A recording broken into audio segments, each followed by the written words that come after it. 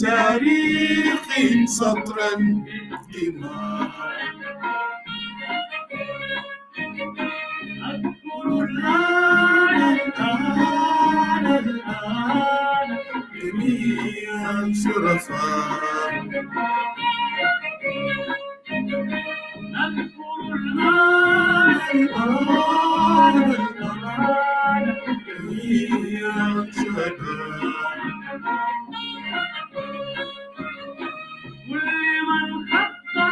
على التاريخ سطرا بالدماء أذكر الآن جميع الشرفاء أذكر الآن جميع الشرفاء لمن طاح بوجه الظلم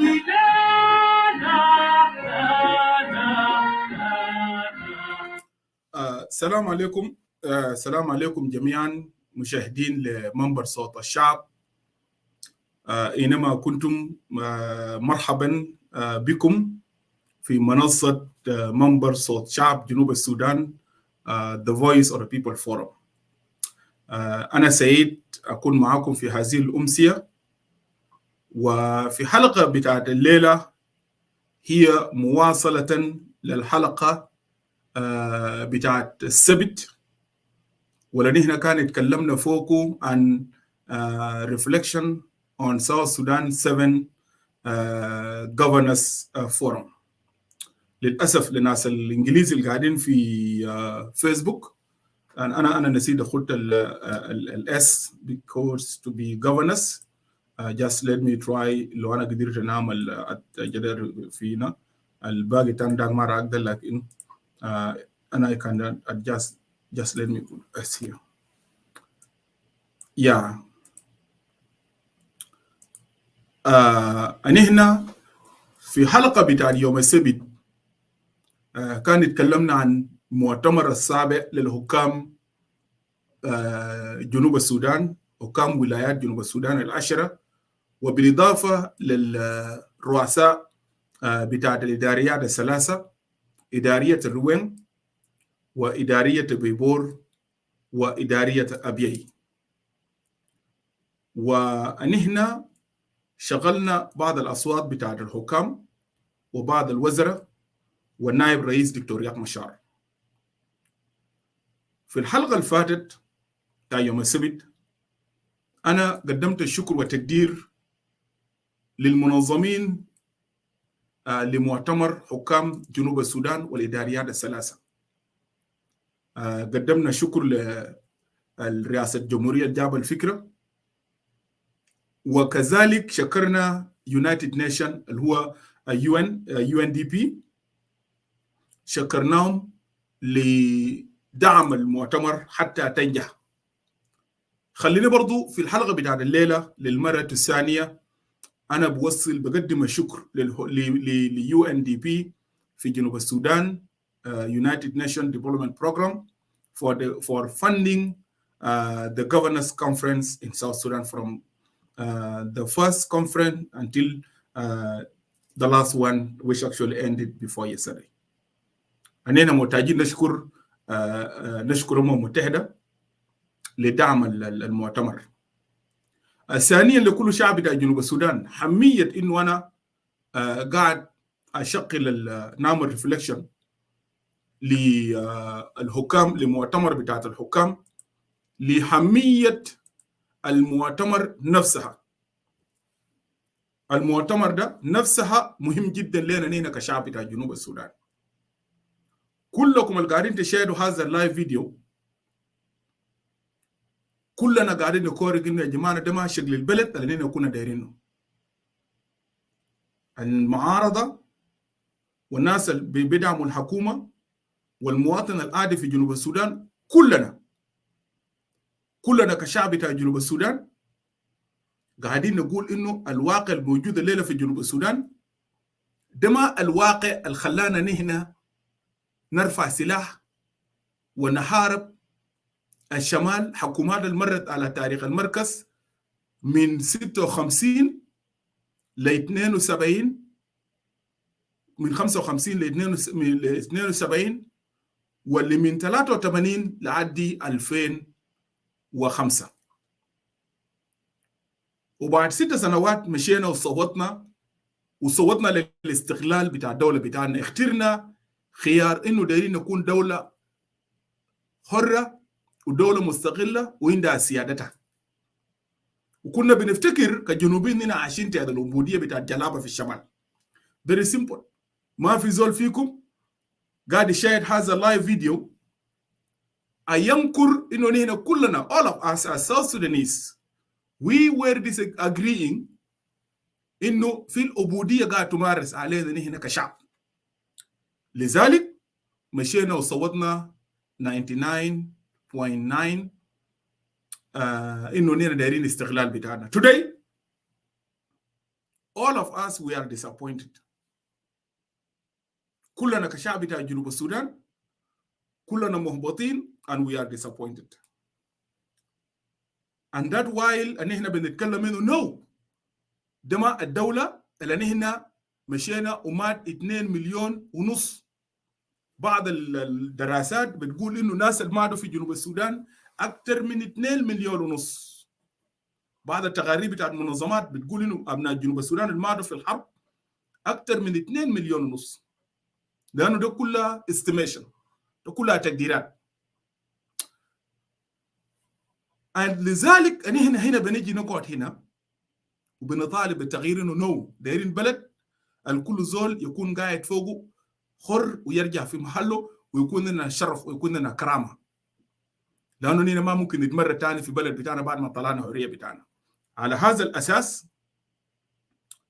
انا قاعد اقيم المؤتمر بتاعت الحكام والاداريات الثلاثه، عشان انا كل مره بيجي هنا قاعد اقول يا جماعه ما عندنا دوله في جنوب السودان.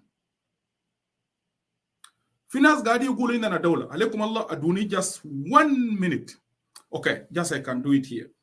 انا قبل ما نبدا في المؤتمر خليني اشغل لكم تقرير بتاع ناس راديو تمازج جبال امبارح. جبال بالنسبه لنا طبعا وقت عندنا لسه ووقت عندكم متاخر. جالس ادوني دقيقه واحد بس 1 minute.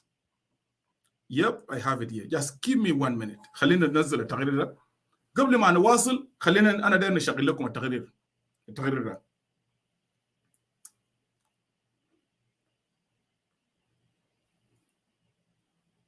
هشغل التقرير ده. وفي الحلقه بتاعت الليله هنا هنبدا البرزنتيشن بتاعت وزيره الداخليه انجلينا تاني. انا ماشي نشغله لكم عشان نحن نكون كلنا في one page why Edward is actually playing this. انا قبل ما نشغل التقرير بتاع الرياض والتمازج انا قاعد اقول لكم دائما يا جماعه عندنا مشكله بتاعت الدوله ما اتبنت في جنوب السودان. انت لما تتكلم عن الدوله انت قاعد تتكلم عن المؤسسات بتاعت الدوله اللي هي بتكمل كل الحياكل الاساسيه المنهوض بها انها تقوم بالدور بتاع تجاه المواطن. لما المؤسسات دي تكون ما في ويكون كل زول عنده في الجنوب عنده سلاح، وين الدور بتاع الحكومه هنا؟ عشان كده انا كنت مره الفات عملت محاضره هنا واتكلمت عن العالم توماس هوب اللي هو يتكلم عن the state of nature اللي هو الدوله ما قبل الطبيعه. الدوله ما قبل الطبيعه هي الدوله التي تسود فيها الفوضى والقوي فيها ياكل الضعيف. يعني لو انت ما عندك سلاح انت ممكن تتقتل عادي وحقك ممكن يغلعوه عادي. استمعوا لتقرير بتاع الرياض تمازج. listen to this report تمازج بتاع جبال. جاست انا دايركم تستمعوا للتقرير بس. ده التقرير بتاع الليله بتاع الرياض تمازج جبال. just listen to this and then اننا نمشي للحلقه بتاعتنا. اسمعوا كلام ده بس. انا افتح فرصه للناس. listen للناس.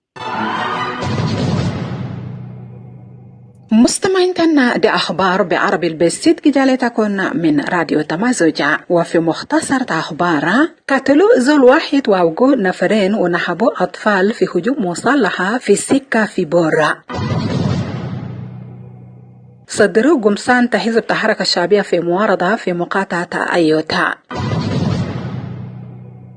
قتلوا وأوقوا ناس في مشاكل المستمر بين شباب تأبيه وتويتشا. ده مقدمة عن دولة ما قبل الطبيعة، اللي هو دولة التي تحدث عنها العالم البريطاني توماس هوبز، الولد في بريطانيا وكده. بريطانيا كان في حالة بتاعت الفوضى. أنا ما أقدر أواصل، just 1 minute باقي ده كله. ده المهم، بس استمعوا شوية بس. مفاوضات بين الجيش والدعم السريع في السودان وقفوا في جدة. مستمعين كنا دي أخبار بعربي البسيط كجالتكن من راديو تمازوجة. قتلوا زول واحد وأوقوا نفرين واختطفوا أطفال في زمن تكمين مصالحة في سكة في مدينة بور في ولاية جنجولية. والبول يوم عضو في برلمان ولاية وممثل دائرة أتوك الشمالية ونسل راديو تمازوج في يوم الأحد عن كلام حادث وكيلنغالي نسل وجود الأسد قاموا لهم العلاجات في مستشفى بور التعليمي الو تحمو نسلم له هجوم ديل الجا من بيبور الإدارية. That there is an incident that occurred today at around 12 noon between Paidit and junction of Makolchwe in a place called Minder. There was a car which was coming from Jale area going to Bor.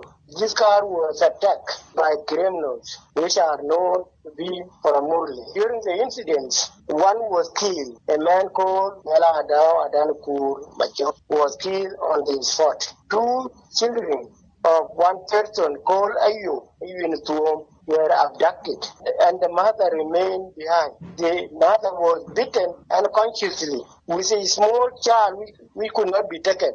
They took the bigger children, 2 children, and one remained with the mother which was beaten unconscious. Another development, 2 people were injured. One is called Akenchulakich, and a lady called Raramolin Alek was actually injured, and they were taken to Bor Town referral hospital. أنا حاول عشان ونسوا مع السلطات من بيبور الإدارية عشان جوابوا لكلام ده، لكن ما قدر لقومنا. حركة الشعبية في معارضة كيلنغالي السلطات في مقاطعة أيوت في ولاية جنجولي في أسبوع الفضي صدروا قمصان تمن وحاجات تانيين في منطقة إناكا. مايكل بول أمين العام لحزب الحركة الشعبية في معارضة في ولاية جنجولي ونس الراديو تتمازج وكيلنغالي خطوة دي شيلوا مع محافظ مقاطعة أيوت جيمس شول العضو في حزب الحركة الشعبية لتحرير السودان SPLM القالي دير وقفوا نشاطات تمن السياسية قبل انتخابات الجيت وقعوا قالي بعملوا في سنة الجاية. ألو كيلنغالي دي انتحاقات لتنفيذ اتفاقية السلام الكان مدعو في سنة 2018. يوم الأحد عندنا أمين للحزب في المقاطعة أيوت قامت من جوبا عاصمة جنوب السودان ومشي لأيوت بالطيارة وشال الفنايل تابع للحزب والجات الثانية معه، ومن ما وصل في مطار أيوت تم احتجال أو شعل الأجاد ده من يده القوات الفدية الموجود في هناك تلي تعليمات المحافظ، ومشى للمطار وشعل الأجاد ده على أساس إنهم ما دارين الأجاد ده يكون في يد زول في يد الأمين ومشعلينه ودام لقيادة. اتصلنا عملنا محاولات اتصلنا بقيادتهم في الرئاسة في الولاية جنجولة، وكمان نحاول اتصل بهم. اعتذر حتى الآن المحافظ ما قدر يفك الفنايل ليل وكب ومشامات والكيمات التابعة للمكتب واللسه في يده، ونحن ما عرفنا الدوافع او الاحتجاج للاجات بتاعت الحزب، ونحن بنطالب الساده المحافظ انه يحترم الاتفاقيه ويحترم حريه الاعضاء زي ما الناس كله بيتكلم دائما انه يكون في حريه الاعضاء في جنوب السودان. من جانب تتو محافظ مقاطعة أيوت جيمس شوال أكدوا عن كلام ده، لكن أوكيلن قالي كمان أمون لغو قالي في فنايل الأمون شيلو ده قالي كاتبوا فوقو صدروا حاجة القالي ما كويسة. ما يودو كنا بنت من كل شيء لما أنا كنت له مالا لانه تيجي كان جابين الرجال فاكر هو كتبوا إنه الفيلم أي كاونتي وكلام ما في أي تبغى كاونتي فوق يا شباب غير أنا بكيت ولا غير أنا برجع لكن أنا قلت له أسكتها بجيله أيه. السلام عليكم والله الجنوبين ده كلام ده ما جهل محافظ زي ده هسه ده ما زول جاهل. بس انا قاعد اسالكم الجنوبيين انتم المستمعين والمشاهدين، الناس زي ديل يوم ماسكين السلطه وقالوا ماشيين انتخابات، الزول ده هسه ما زول جاهل. باقي تعليق ده بخليكم. قال شوف الهجه بتاعت المحافظ شنو؟ الجهله بتاعت الحركه الشعبيه في الحكومه. قال الهجه بتاعه انه الفنايل بتاعت الاسفيه لمايو مكتوب فوقه اسفيه لمايو ايوت كاونتي. المشكله فيه شنو؟ عليكم الله، بس انا بخلي لكم جنوبين. وبعد كله قالوا نحن ماشيين انتخابات. كان خليه يقول اخر كلامه. كاونتي ذاته ما بلا فاتو يلا ما جينا بكتب يلا بس ايوه عنده كنا كتير من في اي كاونتي ما مسكوا يعني ده كنا لو كان ابو بن وقال زي لو كان جاي غيره انا ما اعطيته قبل مو ما شهر ما تكررت يعني جاكوب ليه لازم رئيس يلا ما هي وانا اعطيته بعد 3 يعني كلامنا معهم. انا وريت له انه انا جايب ما بكتبه كده لانه ايوه ما فاتوا واحد برامج او قاعد فوق اربع فاتوا كله فوق الناس ما يكتبون ما يكتبون لكن كلامنا ما يعمل وكلامنا ما في حكومه ما في كاونتي بكتبوا ده بتاع فلان كده كلام غير ما انتوا جنوبين خلينا نشيل البتاع ده برا. انتوا استمعتوا هسه للتعليق بتاع المحافظ بتاع ايوت، طبعا ده زول بتاع اس بي ال ام اي جي، والهجه بتاعه حسب كلامه انتوا سميتوه. قالوا ليه ناس الايو كتبوا في الفانيلا قال اس بي ال ام ايوت كاونتي. قال المفروض ما يكتبوا كلمه ايوت. يا اخي انت ما لكم ما يكتبوا كلمه ايوت، يكتبوا كلمه ناصر، يكتبوا كلمه سين، يكتبوا كلمه باكستان، يكتبوا كلمه ربنا. انت ما لكم ماله؟ مالك انت وماله؟ ده ما فانيلا بتاعهم هم. ناس الاسفل الايو يكتبوا اسفل الايو في السماء، اسفل الايو في الجنه حمر، اسفل الايو تحت المويه. انت مالك؟ ماسكو مالك. لكن ده ما انتنشن. الانتنشن انه الفانيلا ذاته البكتوره البلو مش بتاع اسفل الايو ده ما دايريننا اصلا عشان نمشي لايوت كاونتي. الاضافه لده نو دقيقه في تقرير ماي جاد يا في تقرير بتاع دبي انا نزلته تحت هيرجعني تاني لورا. في تقرير بتاع برضو الحرب القتل لسه ماشي بين المواطنين بتاعنا، الشباب بتاع ابيي والشباب بتاع في ظل الحكومه بتاعتنا. الناس بيقولوا انه في حكومه موجود في جنة. خلونا هنا نخش في الريفلكشن بتاعتنا عن المؤتمر بتاع الحكام. نخش المؤتمر في التقييم بتاعتنا الليله. انا هنا نبدا البرزنتيشن ده ببرزنتيشن بتاعت انجلينا تاني وزيره الداخليه. انا دايركم كلكم تستمعوا لكلام بتاع انجلينا تاني وزيره الداخليه في المؤتمر بتاعت الحكام. وان شاء الله الليله لو ما لقينا فرصه برزنتيشن بتاع ديليا لومورو انا نخليه ليوم تاني، لانه في تاني سم برزنتيشن بسيط انا داير نشغلهم. لو فضل بس بتاع ديليا لومورو انا نخليه في يوم تاني برا، لكن بتاع انجلينا تاني is very important to play it. So greeting comrade CDR John Garang, greeting my brother, welcome to the show. أنا دايركم تستمعوا، أراكم نستمع لبرزنتيشن بتاع honorable أنجلينا تاني وزيرة الداخلية. الناس قاعدين فيسبوك share the live video and let listen. أنا دايركم تستمعوا لأنجلينا تاني لبرزنتيشن بتاعها. ناس كلاب هاوس ورونا بعدين لو صوت كيف معكم. برزنتيشن طويل لكن we have to listen to it. أنا دايركم تسمعوا كويس لأنه عنده علاقه بوضع بتاعتنا. في برزنتيشن بتاعت وزاره الصحه وبرزنتيشن بتاعت وزاره الزراعه. الاثنين دول مهمين جدا، انا شغله في ايامات الجايه برضه في وقت ثاني. لكن هسه انا نشتغل بتاع انجلينا تاني وبعض البرزنتيشنات الصغيره بس قصيره ده انا بفتح فرص للنقاش. Let's play it.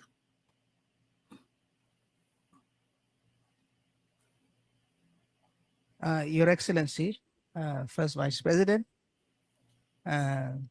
advisor to the President. كلام هاوس انتوا سامعين ولا ما سامعين؟ عملوا طام اب نازل قدام. شلكو ومكانجي وروبن ولينو انتوا سامعين نازل قدام. Sabata, you guys, are you guys hearing South Angelina thing? كده عملوا طام اب بس يا جماعه عشان before I continue.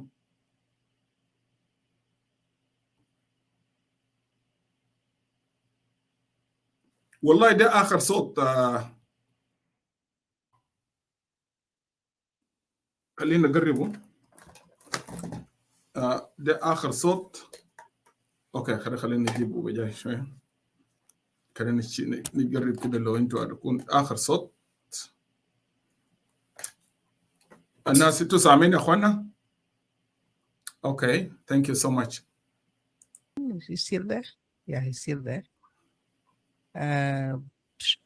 Colleague ministers, governors, and representative of governors, all participants, good afternoon. I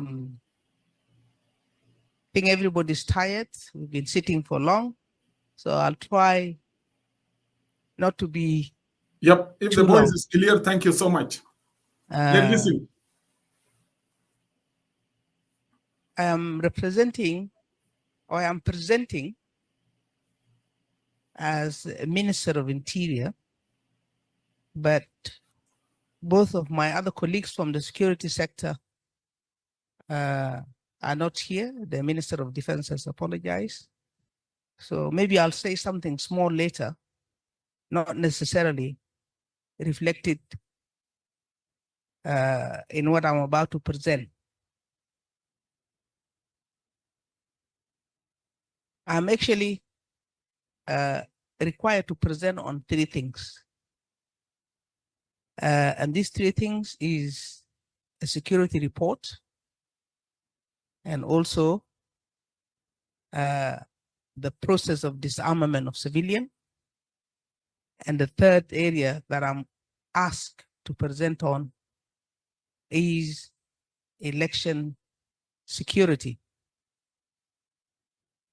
But before I do that, maybe it's important to know the agencies that are under the Ministry of Defense, because this relates also to the mandates. And these agencies are actually 5, starting with the National Police Service. Sorry? Defense? Okay. The South Sudan National Police Service.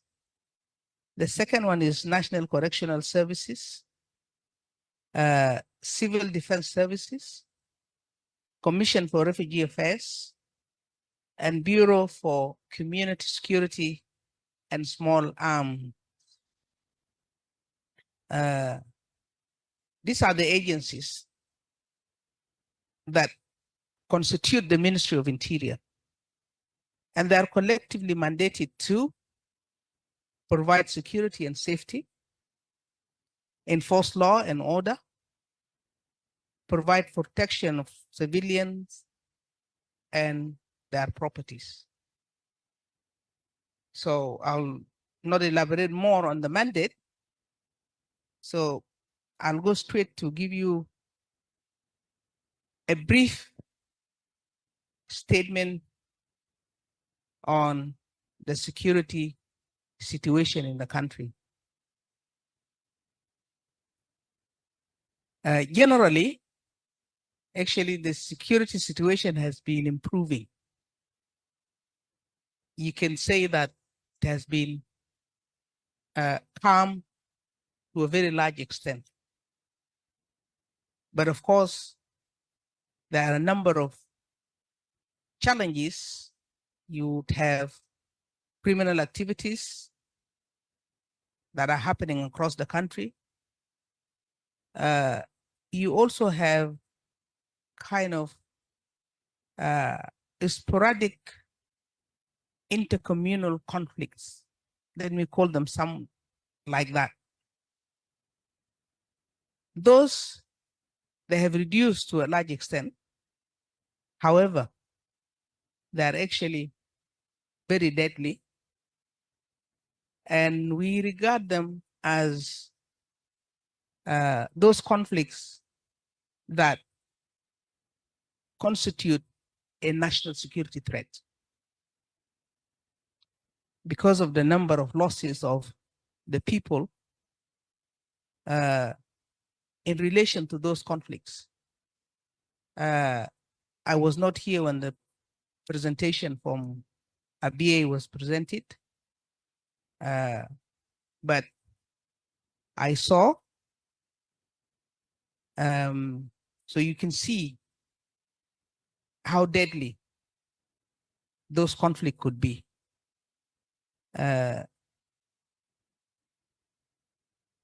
So example is what is happening between Twitch and ABA. I'm not going to give you a list, but I'll just give you synopsis. There's also a situation that is developing between Western Bahar Ghazal, Maria Albay, and Warab State Community for Poop. This has just taken a very, very quickly has turned into a very nasty situation. A place that was quite peaceful for some times. You also have a situation developing in Lara County of Unity State, and this was triggered by a defection of one of the general. It is being brought under control, but nonetheless is a situation that needs to be monitored.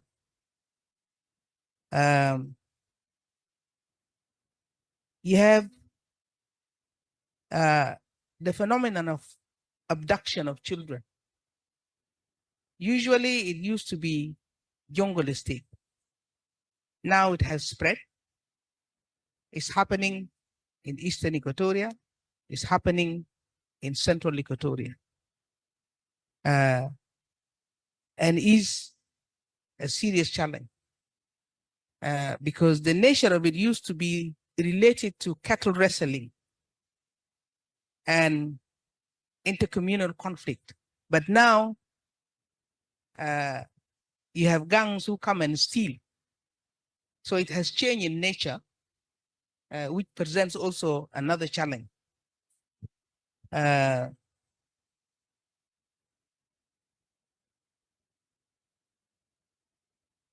Still to continue with security report.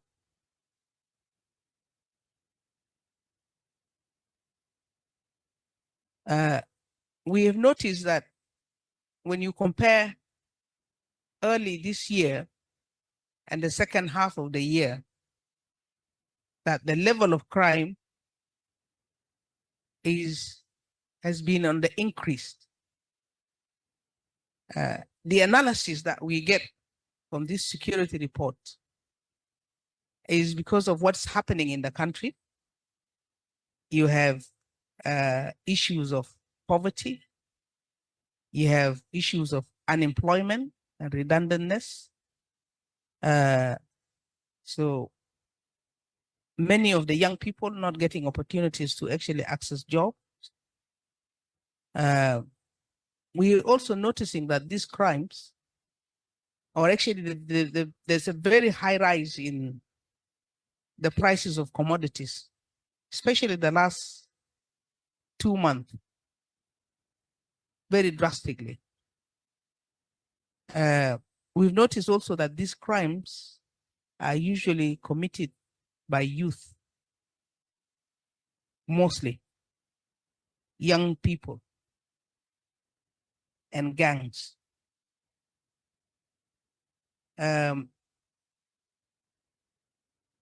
We've also found that there are many murder cases.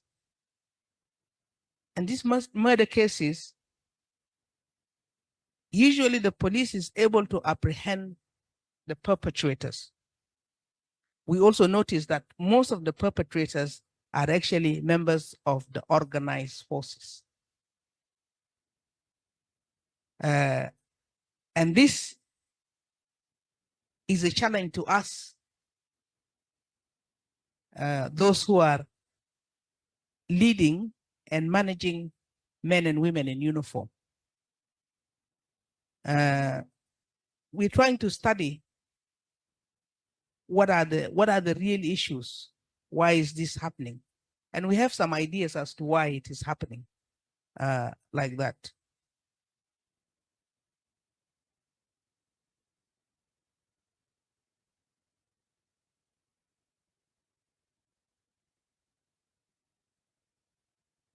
There is a very strange phenomenon that is happening. Every morning you come to the office, you find a report of 2 or 3 people who are found dead. Sometimes in their homes, but more or most of the times in the streets. And these people, you will find some of them are male, some of them are female. They are mostly young.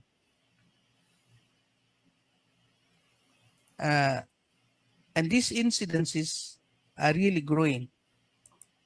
للناس المشاهدين انا ما داير اترجم ما داير اعمل بس لكن انا اعمل تعليق على بعض النقاط اللي انا شايفه منهم مهم جدا بالذات للناس المشاهدين. الناس بتاع عربي معلش انا ما راح اقدر اترجم لانه برزنتيشن طويل، لكن في نقاط مهمه جدا داير اجيب فيه. واحد هونربل انجلينا، يعني انا خليني اشكر اول حاجه قبل ما اقول تعليق بتاعي، لانه فعلا هونربل انجلينا عملت شغل جميل جدا ونظمت يعني برزنتيشن وخطت فيه كل الحقائق اللي قاعد يواجه شعب بتاع جنوب السودان. واحد، هي ذكرت قبل شويه انه في زياده في انكريز في زياده في الجريمه برا من الحرب الهروبات القائمه الان. الناس اللي في كلاب هاوس يو جايز ويل كم اب جاست تيك يور نوتس. انا جاست للناس المشاهدين لانه في ناس كثير، كل ناس كانوا كثير قبل شويه، ناس كثير مشوا لانه ما بيعرفوا انجليزي. but I will try نقاط بس نقطه مهمه. قاعد انه المستوى بتاع الجريمه في البلد قاعد في زياده، قاعد تزيد. واحده من النقاط المهمه انا داير اشير له بالعربي للناس المشاهدين، اللي هي هونربل انجلينا ذكرت انه في وضع خطير جدا بدات قاعد تظهر الان في داخل جنوب السودان او في جوبا، انه كل يوم لما الناس يكونوا ماشيين يقوموا الصباح ماشيين للشغل بيلقوا في 3 نفر او نفرين 4 نفر مقتولين، وبالقوم الناس دول بيقوموا مقتولين في اطراف بتاع الشوارع، واغلب الناس دول قاعد يكونوا شباب، والوضع ده قاعد يزيد. خليه يتواصل بس النقطه ده انا داير نعمل منشن للنقطه ده. let honorable continue. We found that from the reports and sometimes the medical reports that they are related to alcohol abuse and substance abuse. It is apparently very widespread in the country, especially in the capital, this substance abuse. But you get this report from all around the country. It is happening. Gender-based violence is another thing that is also on the rise. And this includes sexual violence or rape. We've also noticed that the victims are getting younger and younger, which is a very serious concern.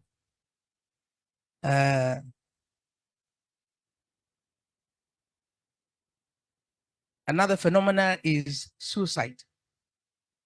It has become very common that every morning you get a report of 1, 2, 3 people who have either took their life or attempted to take their own life.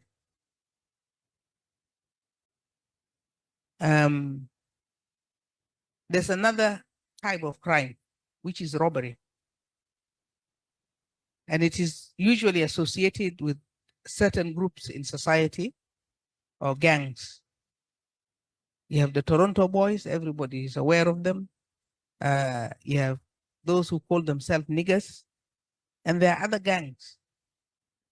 And usually you'll find it's either they're fighting amongst themselves using very deadly weapons, or they attack other civilians and so on.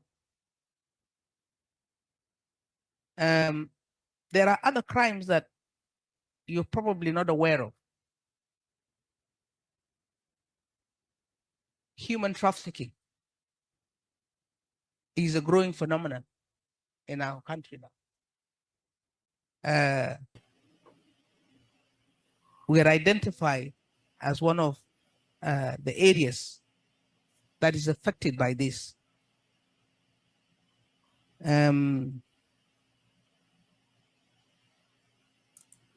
قبل ما هونربل انجلينا تواصل لو انتم تتذكروا قبل السنه اللي فاتت انا جيت هنا في صوت الشعب واتكلمت عن نمو ثقافه تجاره البشر في جنوب السودان.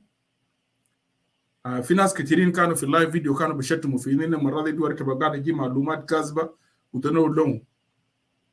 انا عندي تقارير من الداخل انه في تجاره بتاعت الاعضاء بتاعت البشر. دسيم اللي قاعد يصل في مصر برضو. الثقافه دي ظهرت في جنوب السودان في جوبا، ما كان في زور يعترفوا. لو تذكروا كويس في ناس هنا في المنبر ده بالذات، يعني I can mention one person أبرم منيل ومعهم دكتور شارلز. يعني ديل ناس في مجرد ما أنا بفتح روم لو في مليون غرفة موجود في كلاب هاوس they will join this room and they will come and listen like others. أنا لكم مني احترام وتقدير. اتكلمت كان عن جريد وزيد تلفزيون بتاع ساوث أفريقيا. في واحد صحفي في ساوث أفريقيا عملوا الريبورت، شكل الريبورت تقرير قصير كده أنا جبته، والريبورت ده كان بتقول إنه في تجارة بتاعت الأعضاء في جنوب السودان human trafficking، وهم قاعدين يعملوا فيه، هم يعملوا ريبورت.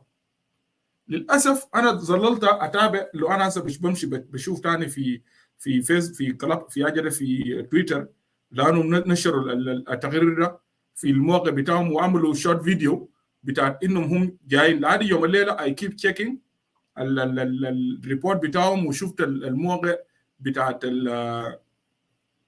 التقرير.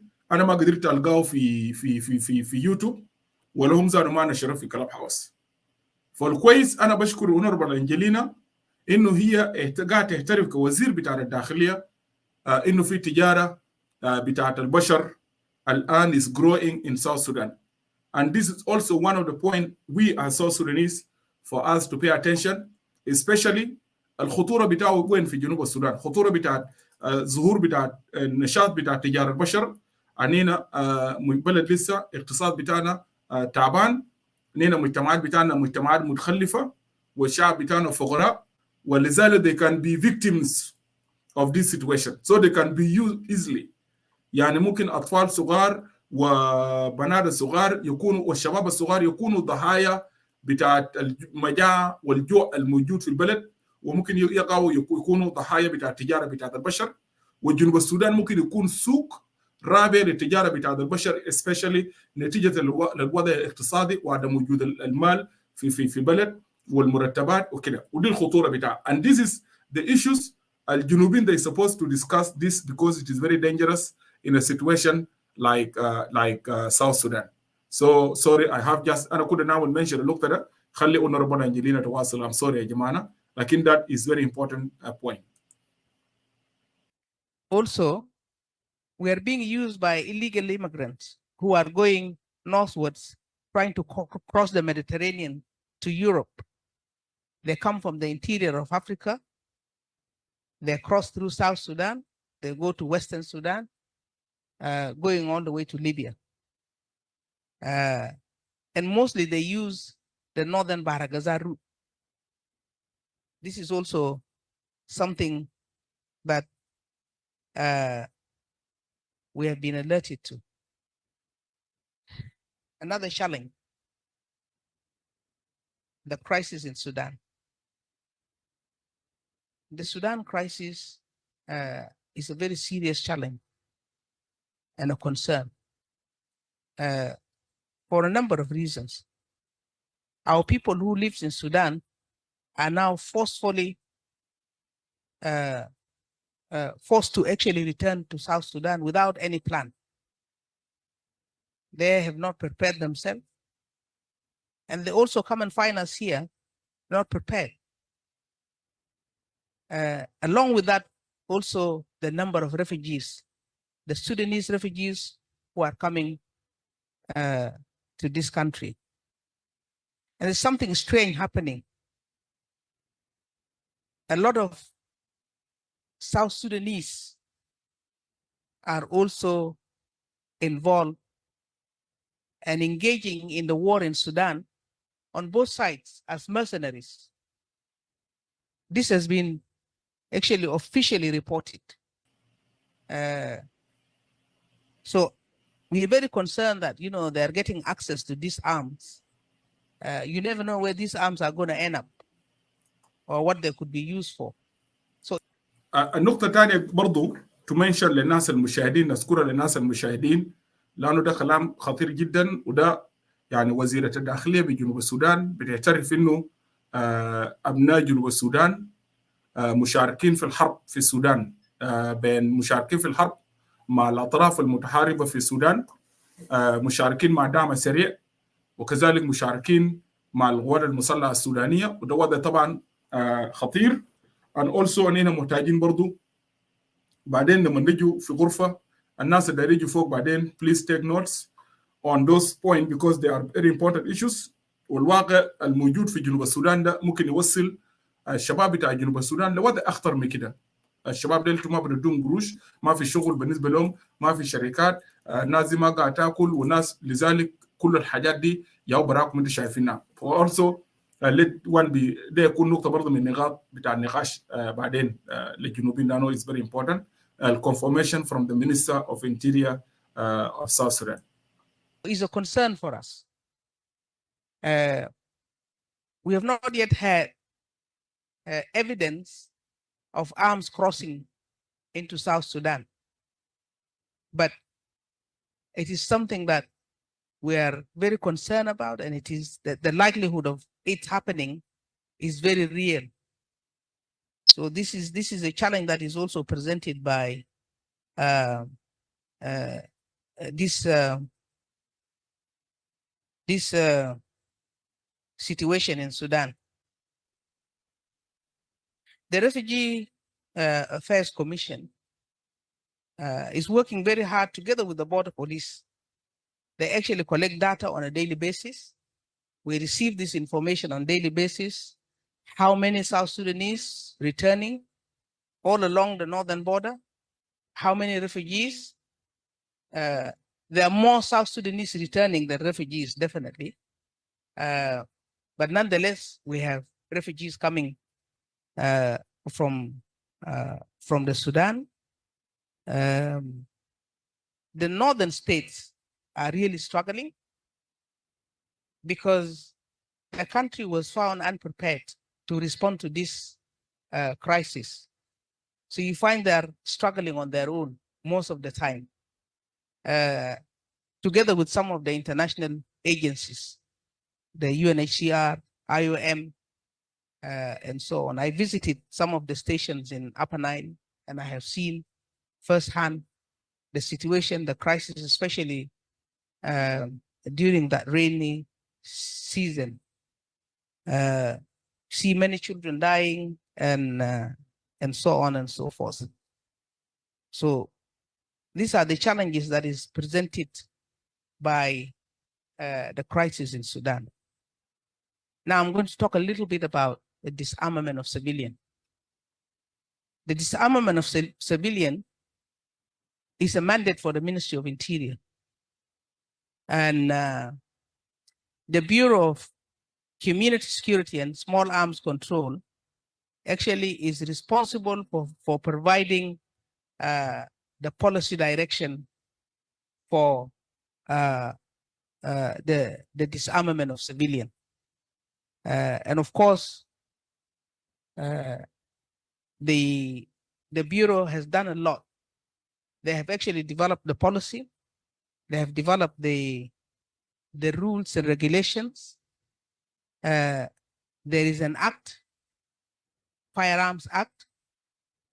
All of these instruments, this legal instrument, are all concerned with the management and control of small arms and light weapons in the hands of civilians. Now, this bureau has the mandate to monitor and oversee the activities of disarmament of civilians in the country. But unfortunately, sometimes when decisions are taken for disarmament, we hear a decree, the army, sometimes assisted by the police, will move on to do the work. When the Bureau of Community Security has actually a whole strategic plan based on the legal frameworks in this area that could guide this process is not involved or even informed. So this is a challenge. It's a very, very big challenge because you have a legal framework in place. You have a strategy in place. You have all the documents in place. But yet nobody engaged them. And more often than not, these decisions for disarmament are usually taken on ad hoc basis when a situation arises and then a decision is taken and in one particular area, like for example, Lake State at some point before Governor Ringtweng went there, it was one of the very, very hot spots. So disarmament was undertaken there, but without the involvement of the main body that is supposed to be monitoring and overseeing and supporting, even with the policy and with the strategy. So this is a challenge that we're having.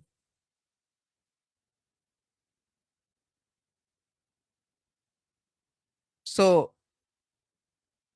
the Bureau faces another challenge. The Bureau is as though it doesn't exist. It has no funding. It has no resources. It sits somewhere where you cannot even find them, and so on. So this would need to change.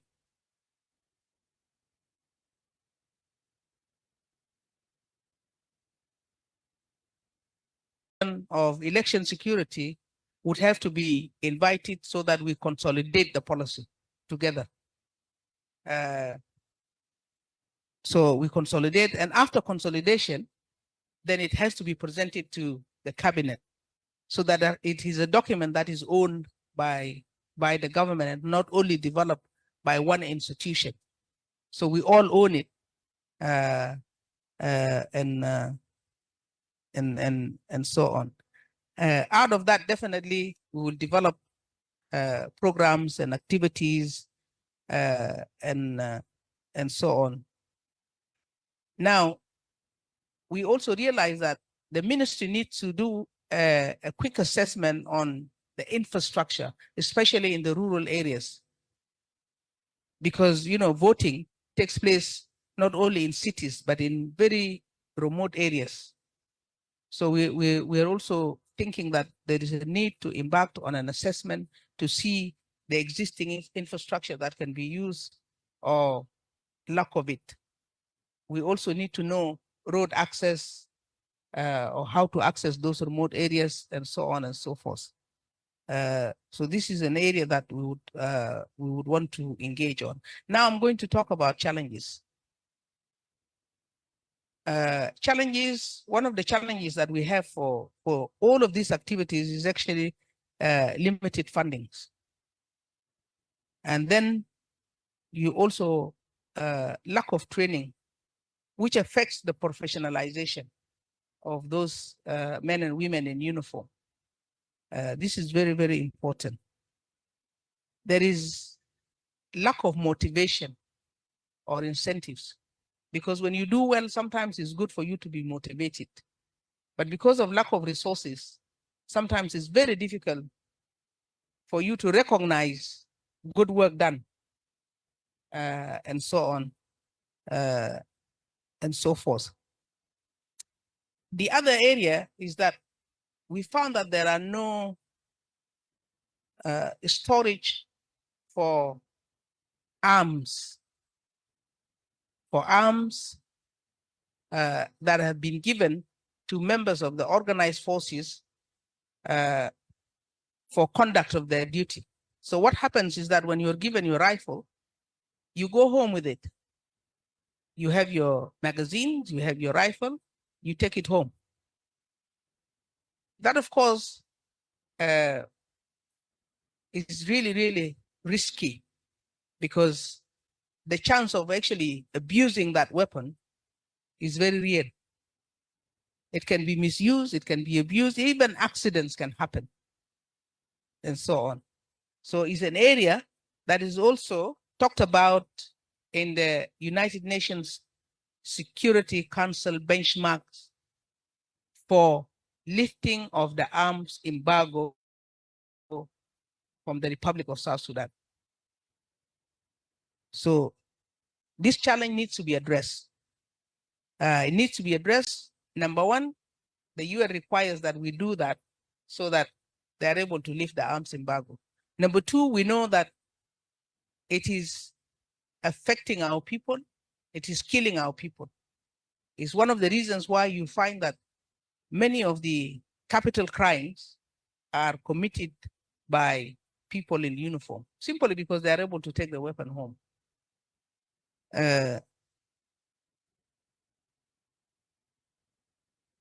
We have another challenge. Our prisons all over the country are so crowded. Juba prison was built for 400 to 500 inmates. Right now, it is housing over 3,500 inmates. It's a serious challenge. Not only that, the majority of those are actually on remand. Sometimes you'll find somebody on remand for a year or two. There are cases. انا قاعد يحيرني للشعب بتاع جنوب السودان. انا دايركم كلكم اللي قاعدين تشاهدوا اللايف فيديو ده، بالذات الناس في كلاب هاوس اللي بعدين اللي بيجوا بيشاركوا، والناس المشاهدين فيسبوك. كده خلونا نتخيل في بلد زي جنوب السودان، بلد عنده موارد، وزي ما ذكرت وزير الداخليه السجن بتاع جوبا بنوه ل 400 نفر. كويس؟ السجن ده بنوه ل 400 نفر. Now today السجن اللي بنوه ل 400 نفر فيه 3400 نزيل. انا ما اقدر نعمل تعليق، لكن انا داير بس نينا كجنوبيين let us think ان ال 3400 ده قاعدين كيف في سجن جوبا ده؟ هل كل زوله تاني قاعد في زوله تاني ولا نازل واقفين فوق؟ شوفوا غياب بتاعت الانسانيه في التعامل مع المسجونين. انا بس انا بخلي لكم يا جنوبيين. You guys take notes. Let us ourselves سجن زي ده بنو ل 400 نزيل، 400 سجين. Now سجن ده فيه 3400. خلونا ربنا نجيلنا واصل. Anyhow, thank you for letting us know this. This is not taken to court. And it poses a very serious challenge, because if you take criminals off the street and you're unable to trial them so that you weed out the criminal and put them away, and those who are innocent to go home, is a challenge. We cannot also transfer prisoners who have not been tried. You have to first be tried, your sentence is known, and if we know that there's a space in the prison in Rumbek, for example, you can relieve Juba by sending some people to Rumbek, or you relieve Rumbek by sending some people to Warab. But we can't do that right now, because the majority of the people in those prisons have not been sentenced. Now, I talked about the use of illegal substances. It is a serious danger. It is on the streets. Children are using stuff called ice. In some places, it used to be called crack cocaine. How does it come to this country? Where are the entry points? Huh? Yeah, Michael Makwe is something else, but I'm talking about crack cocaine.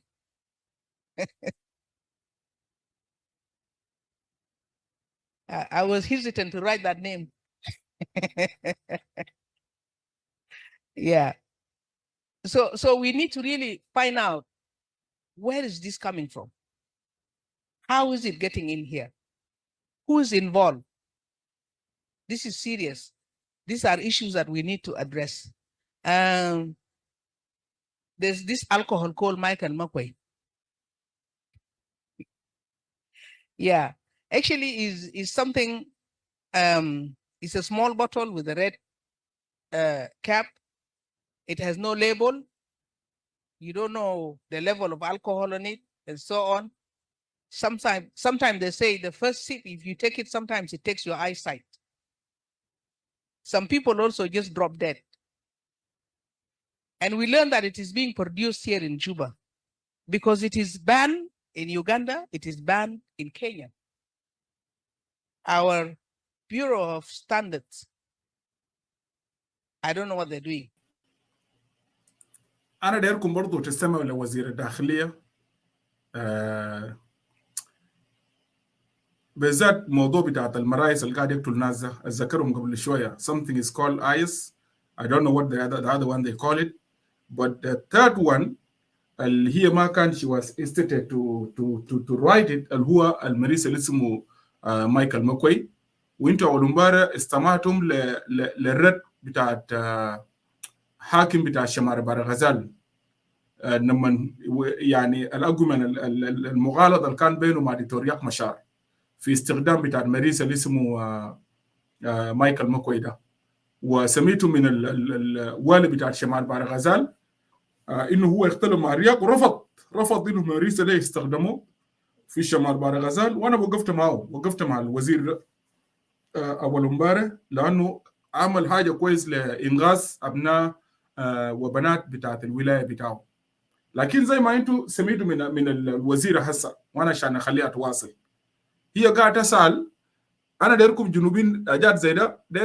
Let us be honest when we are discussing this, because مرات some of us they are very ignorant and they will come blindly try to هسه في ناس زعلانين من انجلينا. I do believe في ناس بتاع الحكومه زعلانين من انجلينا because she is speaking the truth and she telling what actually facing the country.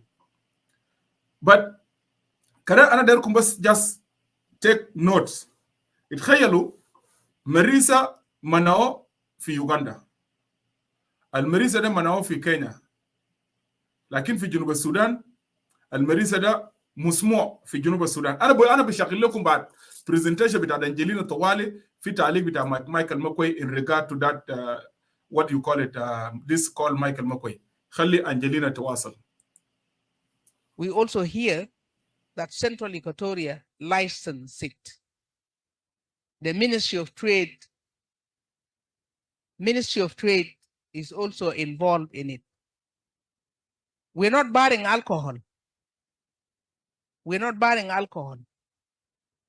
But there are standards for everything, even the food you eat. You're supposed to know the nutritional value put clearly on a label, especially processed food. This is what we are asking. Now, what are the challenges in regards to disarmament of civilians? First of all, we have two categories of civilians who are armed. You have the individual who's have access to a weapon or own a weapon illegally and can use it in a crime. But you also have another group which is more dangerous. And these are the ones who are involved in this intercommunal conflict. And these are youth, mostly in the countrysides, very well organized, and they can take anyone on. This one is the one that I was talking about earlier that poses a national security threat. The incidences, or the intercommunal conflict that I was talking about in what's happening, for example, between Tuch and the people of Abyei. This is mostly youth who are organized and armed properly to the teeth. So this is one of the challenges that we have. Now, in order for us to be able to collect the arms in the hands of civilians, a number of things need to happen first.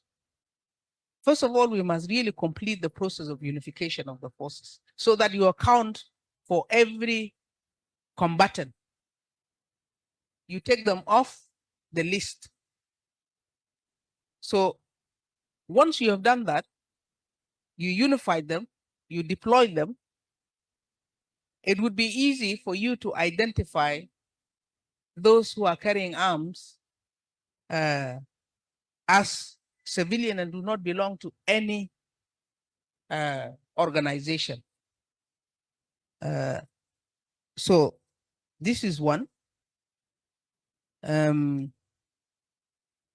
Number two, it is important that also we not only complete, we must speed up the deployment of the already trained unified forces. We started.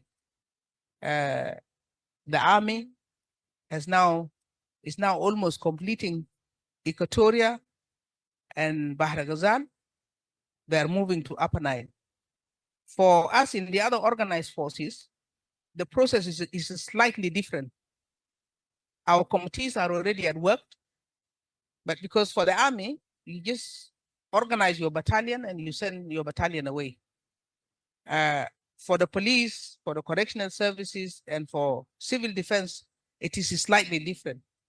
So that is why we are actually trailing behind. But by this Monday, we are going to receive the reports of those committees that are handling the deployment process. Also, as soon as we name the date, we also must make sure that the transportation is in place. The institutions where they are going to go is where there should be a proper reception, and so on and so forth. So by next week, we would have dates. We'll finish from Equatoria, we'll move to Upper Nile, and then Greater Bahr al-Ghazal. So this will help us really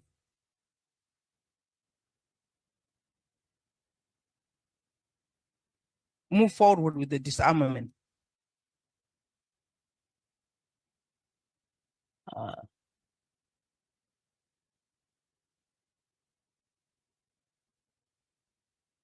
On election security, our challenges are that actually the process has not been catered for in the current budget. So even the work that was prepared by the police, it was by the support of, with the support of the UNDP. But for us to move forward now, we really need some funding. So maybe we'll have to place in a supplementary budget in order for that process to actually move forward. So this is now the main challenge that we are having. We are even unable to even engage a consultant or so. I'm going to come to recommendation. So the completion of the unification of the forces, the completion of the completion of the deployment of the unified forces, completion of the unification of all organized forces, all stakeholders concerned with disarmament of civilians to coordinate, collaborate, and cooperate. all agencies concerned with disarmament of civilian should implement a comprehensive policy developed by the Bureau of Community Security and Small Arms Control.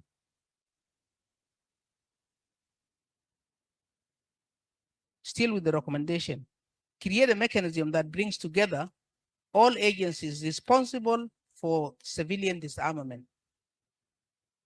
Embark on training and capacity building for professionalization.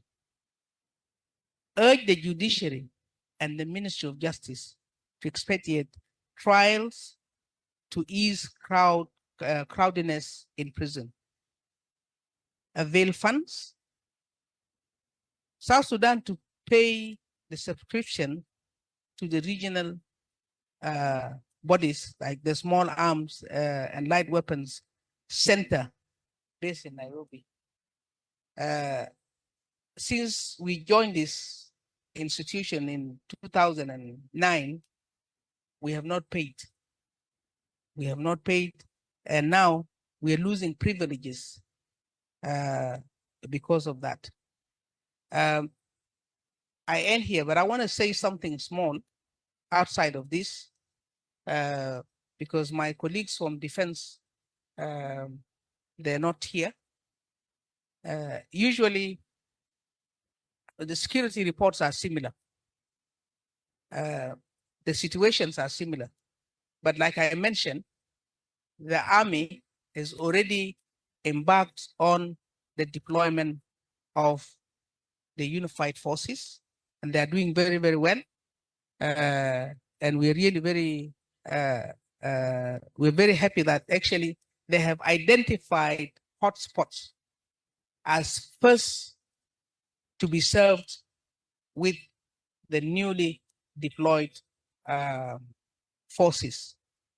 I also, well, it wasn't so long ago since I was in defense. Same challenges that I'm presenting here. The issue of resources is a real problem. Even with these forces that have been now deployed, I'm also aware that, yes, food and other logistics have been put in place. However, it will not last long.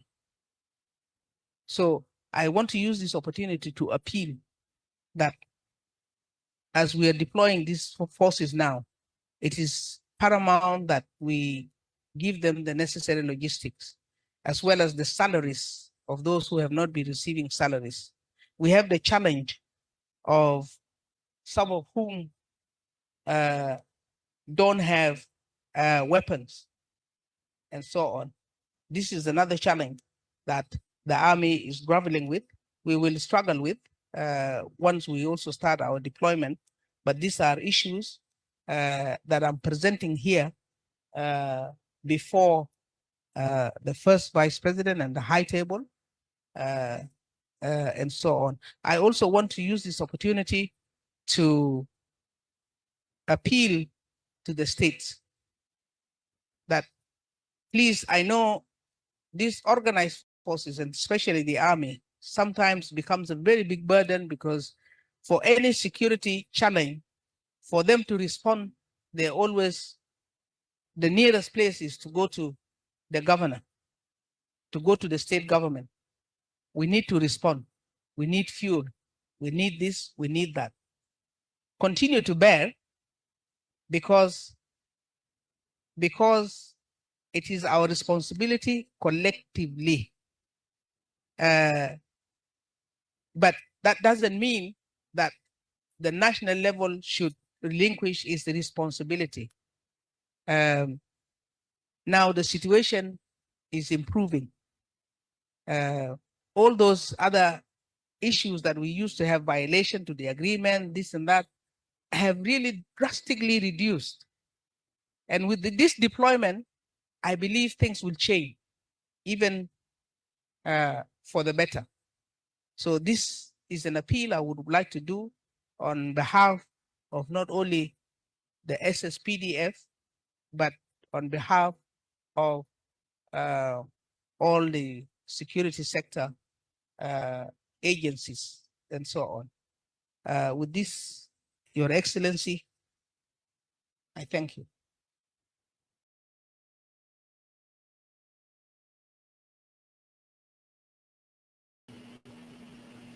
جميل جدا. شكرا جزيلا لهونربل أنجلينا تين. للناس المتابعين، انتوا استمعتوا لكلام بتاع برزنتيشن بتاع وزير الداخليه. انا ما عندي فيه اي تعليق. انا غير انه نشكر وزيره هونربل انجلينا تين، والنقاش انا اخليه للجنوبيين الليله to come and discuss about this. الناس الموجودين في كلاب هاوس والناس اللي في فيسبوك، بعد ما ننتهي من كل البرزنتيشن هنقوم نمشي لكلاب هاوس. انا عندي couple of presentation also short videos انا داير نشغله لكم عشان انا بس نوريكم النقاش وشغل البلد الدوله اللي عندنا والمفروض نعمل هنا شنو كشعب بتاع جنوب السودان.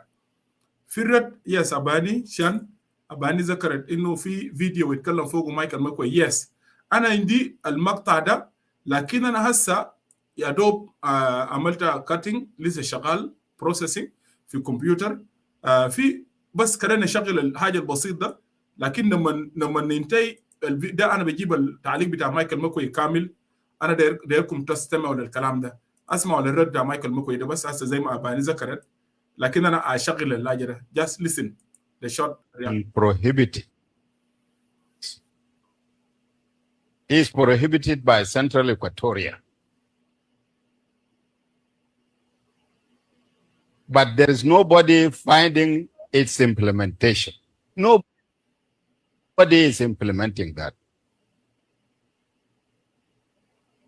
But it is banned by an order, and I read that order. That drink called Michael McQuay is harming our children. It is killing them. It is killing the elders.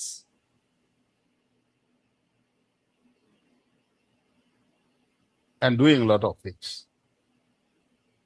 Why should it not be banned? Not that only, but even those who sell them, they should also be questioned. Because we need to protect our people.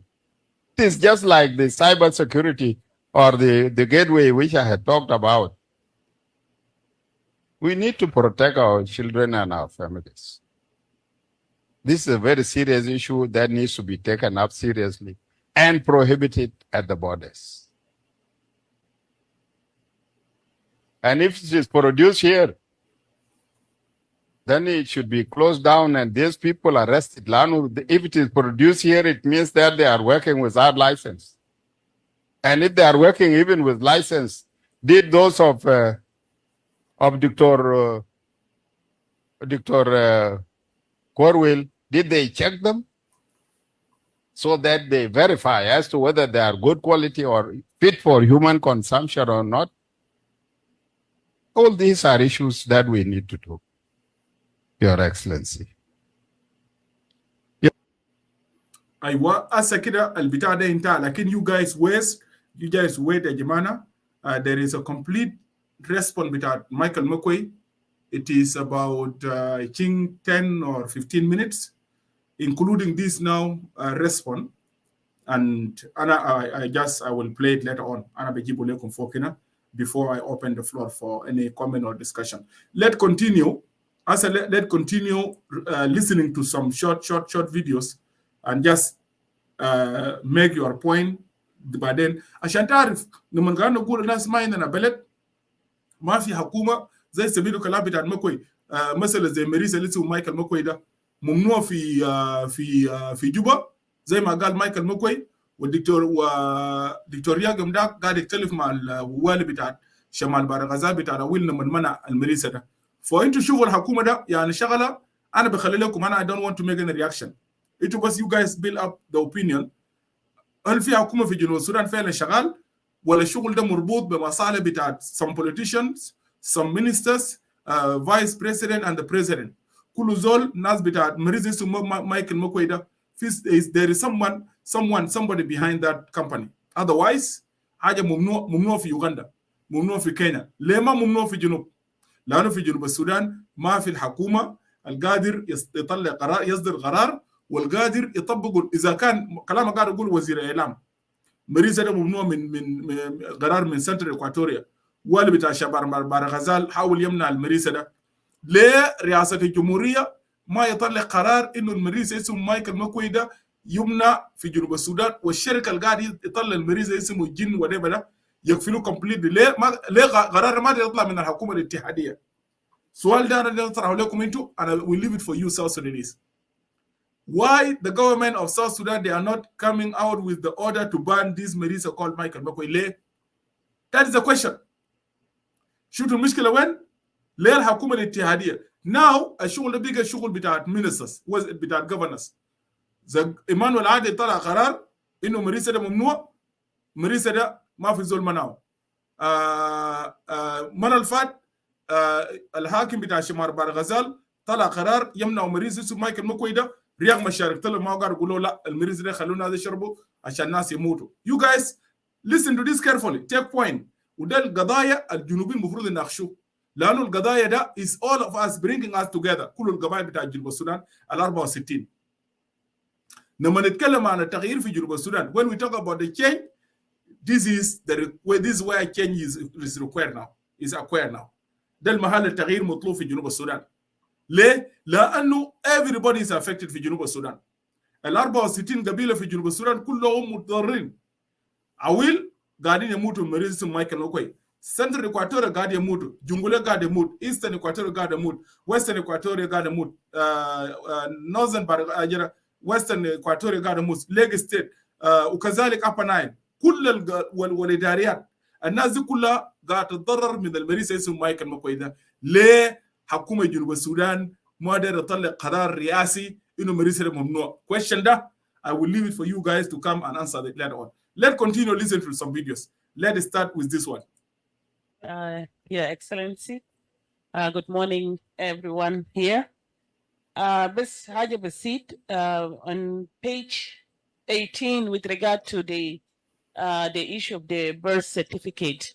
And in our recommendations, we want to advocate for South Sudan to issue birth certificates. I'm glad with Right Honorable, we decided to go and do our homework to make sure that this statement is correct. And here it says it's true that South Sudan does not have birth certificates. The speaker, she is Governor Sarah Kileto. That is, Anna Shakhsiyan is very sad. It's very sad, Junubin, to hear this after 12 years from the independence of South Sudan. South Sudan, it does not have birth certificate. Very sad indeed. Very unfortunate. Very sad indeed. أنا لما نسمي الكلام ده والمبارح والله لازم أنا يتأسفت أنا become very sorry. في كلام قالوا دكتور رياض مشاري إنه شهادة ميلاد ده قاعد أطلع وزارة الداخلية، لكن أنا I have my original birth certificate بتاع السودان. أنا هسه بطلعه بعد شوية because أنا نقرأ لكم يعني لما كنا في السودان ده منو يا قاعد يصدر شهادة الميلاد. لكن لو في زول هنا فوق قاعد في كلاب هاوس فيسبوك يوتيوب انت قاعد تشاهد والشهاده الميلاد بتاعك جنبك وانت طلعت في السودان كده ورينا الشهاده الميلاد بتاعك طلعوا what I know so far ده وزاره الصحه كده جالس يا جماعه انا داير زول واحد بس اكتب لي شهاده الميلاد ده. لو زول عندك شهاده ميلاد في السودان بس اكتب لنا يا وزاره اجي قاعد انا بطلعه بعد شويه. لكن very sad indeed انه جنوب السودان ما يكون عنده birth certificate. ها كبير سلاطين قال عندنا شهاده الوفاه بس. يا جماعه انا داير الجنوبيين take note of this. طيب اذا كان دوله 12 سنه وماشي ل 13 we are going to 13 years from the independence now ما قادرين يعملوا شهاده الميلاد. God have mercy on us. وين الناس اللي قاعد يجي انا داير الناس اللي قاعد يعملوا لي argument انه we have government in South Sudan. I want you guys come up and you guys the government supporters take note of this. أنا داير الgovernment supporters تجوني and I want you guys come and tell جنوبين انتوا قاعدين تتكلموا عن الدولة وما عندنا شهادة ميلاد. دولة ما عندها شهادة الميلاد 13 سنة from the independence as a country and we don't have birth certificate. Very sad indeed. Very sad. Very sad. حاجة موسف ده الحاجة المفروض من يوم الأول من independent. The second day طوالي حكومة جنوب السودان طوالي تصدر شهادة بتاعت الميلاد. But look at this.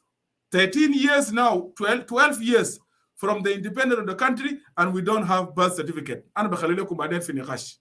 Very sad indeed. Very sad. But there was a question raised by the Right Honorable yesterday to the Ministry of Health. What are they doing about it? So that question is not repeated. Thank you.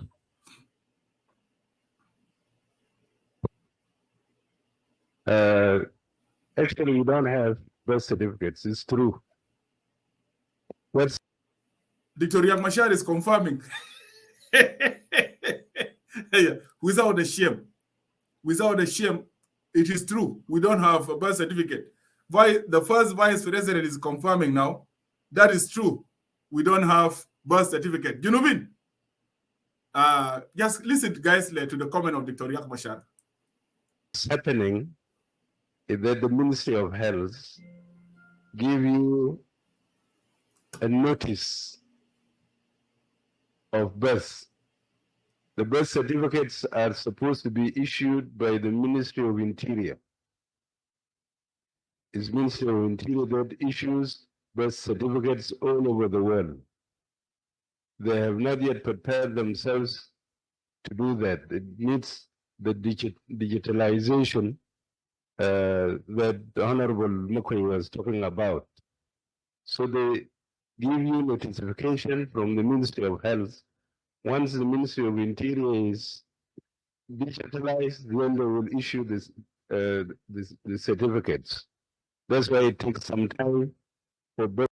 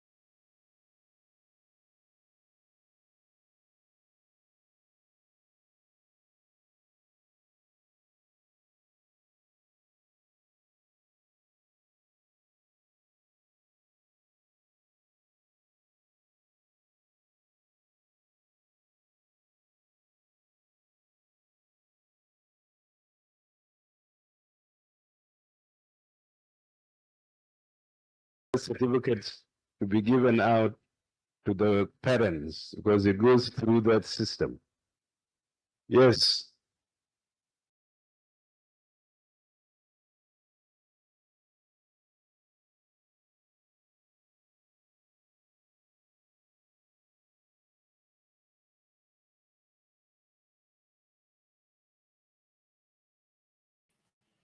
Dr. Mashar is wrong, Tito. انا عندي شهاده ميلاد بتاعي هنا، انا هسه بطلع لكم بقرا لكم مكتوب شنو. انا داير نشغل فيديو طويل شويه كده عشان اقدر افتح البتاع ده، وانا داير نقرا الشهاده الميلاد بتاعي مكتوب فوق شنو. زي ناس كثير عندهم شهاده الميلاد. ده دكتور رياض مشار قاعد يقول شهاده الميلاد قاعد يطلعوا سجل المدني بتاع مسؤول الوزاره الداخليه. اوكي، سجل المدني بتاع الاداره الداخليه. اوكي، معنى كلام بتاع دكتور رياض مشار صح، سجل المدني. لكن المكون وزاره بتاع الصحه. المهم انا باكد من الشهاده بتاعي بعد شويه. خلينا نجيب فيديو ثاني. You guys take notes. Take notes. Anyone just take notes. شيلوا notes. Trade here to answer the alcohol issue. Well, he's not there. It's not there. The story which was narrated by the governor of Northern Bahar Gizal, yes. I told him any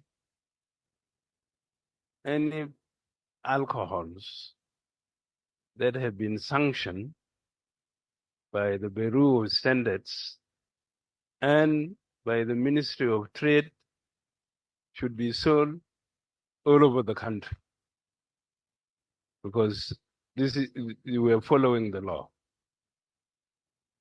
If you obstruct sale of certain goods in your place and they are sanctioned by the national ministry, then you are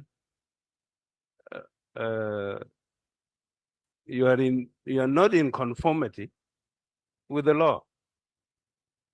That was my debate with him. But he insisted that Michael McQuay should not be sold in his state, and he confirms it. I do not know the alcohol content of it, but I believe the Bureau of Standards knows about it. That's why they accepted it. Or if it is locally produced, that is why the Ministry of Trade and Industry accepted it to be sold in the market. But that has to be referred to the authorities concerned, such as the standards, the Bureau of Standards. Conditional grants. Conditional grants, when they started, were supposed to be grants that the state will disburse to the counties. The counties when it was started. Block grant is a grant that should support your budget. But now you are saying the block grant is just salaries. And the conditional grant is confined only to 3 ministries: education, health, and agriculture. I think the right person who will come and clarify this will be the Minister of Finance and Planning, or the ministry. They will come and clarify this tomorrow when they come and present their paper.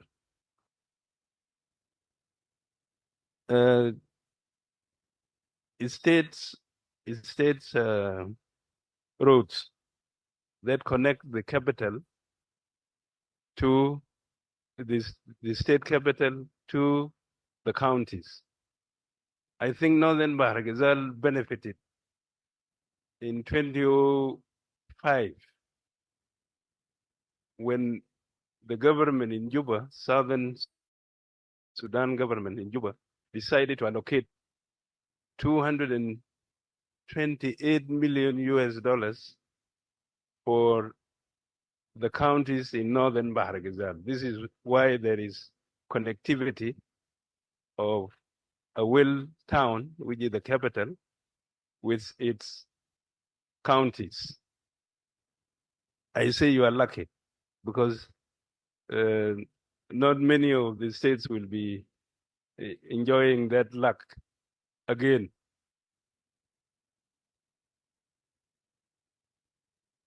Aware Rice is a national project. The salaries should not come from the state. They should come from the national government as conditional grant from, or just salaries, not grant even, salaries for a well-raised officials from the national government, because it's a national project. When the minister comes tomorrow, I hope she comes, she'll contribute to the answering of this.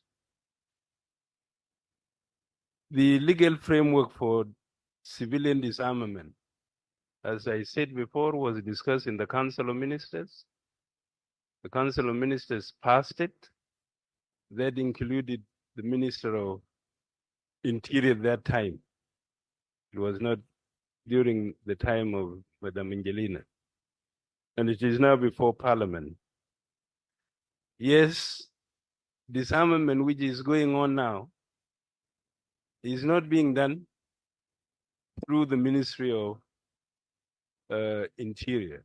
It is the Ministry of Defense doing it, probably because of lack of forces in the Ministry of Interior. When the Ministry of Interior gets enough forces, it is their function. They should be doing it. If they need support from the Ministry of Defense, then they would request support from the Ministry of Defense, but the supervision, the maintenance of the stockpiles should be with the Ministry of Interior. It is as an action within the civil population. The army should have no role in it. Yes, what the Honorable Michael McQuay said, that now those who are being disarmed are becoming vulnerable. The disarmament should take place concurrently all over South Sudan, so that no group is at disadvantage. So I hope these things will be corrected.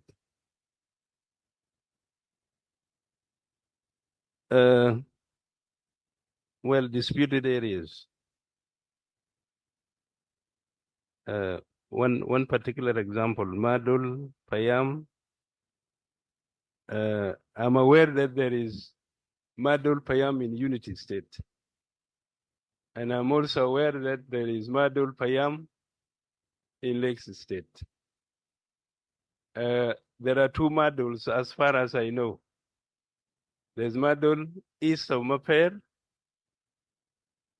and there is Madul west of Mayendit County, which is part of Mayendit County. I happen to know the area.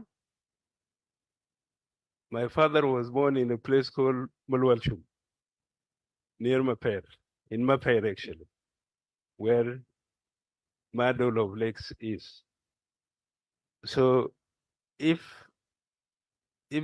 I don't think it is one location being contested, but if it is, then this can be discussed.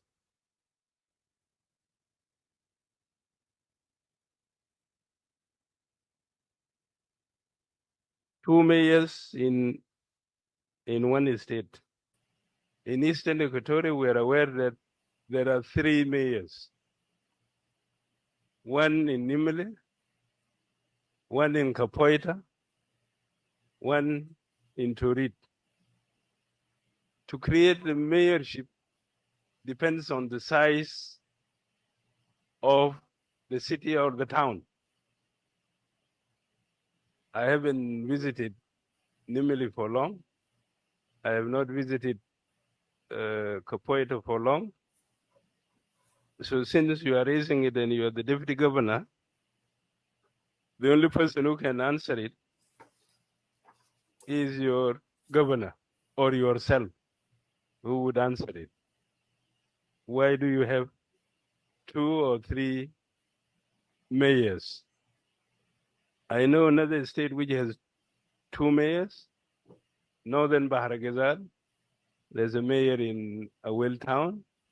There is a mayor in Majok Yimthio. I don't know the size of Majok Yinthio, whether it deserves, whether it has grown to be a town bigger than Wanjok or bigger than Gogmashar or bigger than Nyamlel or Malengalel. These are capitals of the counties in northern Bahar Ghazal, the counties in northern Bahar Ghazal.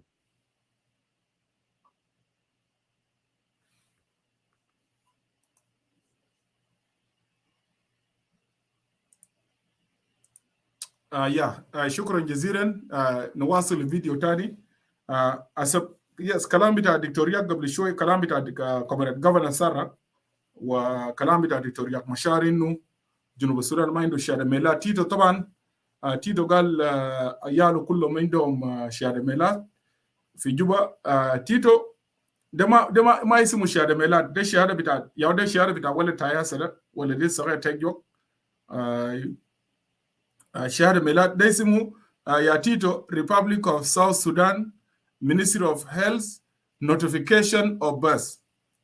notification of birth. تيتو لو انت قاعد تسمعني والناس المستمعين، معنى الكلام ده صح. ما عندنا شهاده ميلاد في جنوب السودان حسب كلام بتاع governor Asar Kiledo which confirmed by Dr. Yak Mashar. Also ده اللي قاعد يدل الناس ده اسمه notification of birth. Anyhow انا بخلي باقي ده لكم. I will leave the rest to you guys when you are coming in for discussion. لكن حاجه ثانيه برضو that is not fair زي ما كتب امباسادور ايمانويل قبل شويه والناس اللي بيكتبوا تحت.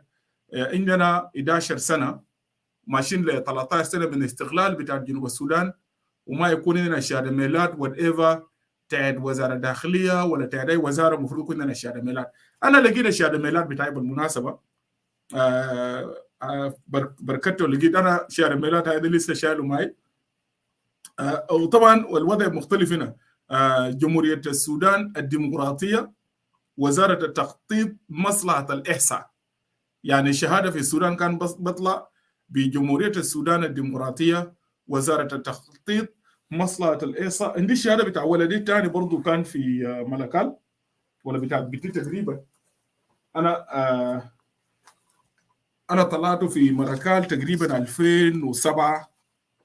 انا افتش بعد شويه لو لقيته عشان اقدر اشوف الاختلاف وين، لانه بتاع الولد ده 2014. تسجيل عام المواليد والوفيات اللي هو فوق شهاده الميلاد باث سيرتيفيكت. اورنيك تسجيل المواليد والوفيات رقم 5 the birth and death certificate form number 5. ده كان في السودان. اذا اللي كان بطلع الشهاده بتاعت الميلاد في السودان ده وزاره التخطيط ومصلحه الاحصاء تسجيل عام مواليد ووفيات. لو بقى عندنا في جنوب السودان بطلع وزاره داخليه that is okay but also ما في justification انه حتى الان. بالمناسبه للمعلومه بتاعتكم ما عندنا الشهاده بتاعت جنوب السودان ما عنده الشهاده بتاعت الميلاد. جنوب السودان ما عنده الشهاده بتاعت الطلاق divorce certificate ما موجود في جنوب السودان. يعني خايتوا ربنا زي ما ذكر قبل شويه كبير الشواطين ولا كبير السلاطين انه جنوب السودان فقط عندنا شهاده بتاعت الوفاء. الحكومه جنوب السودان قدر يطلعوا اللي هو داس سيرتيفيكت عشان نشوف كم ناس قاعد يموتوا في جنوب السودان.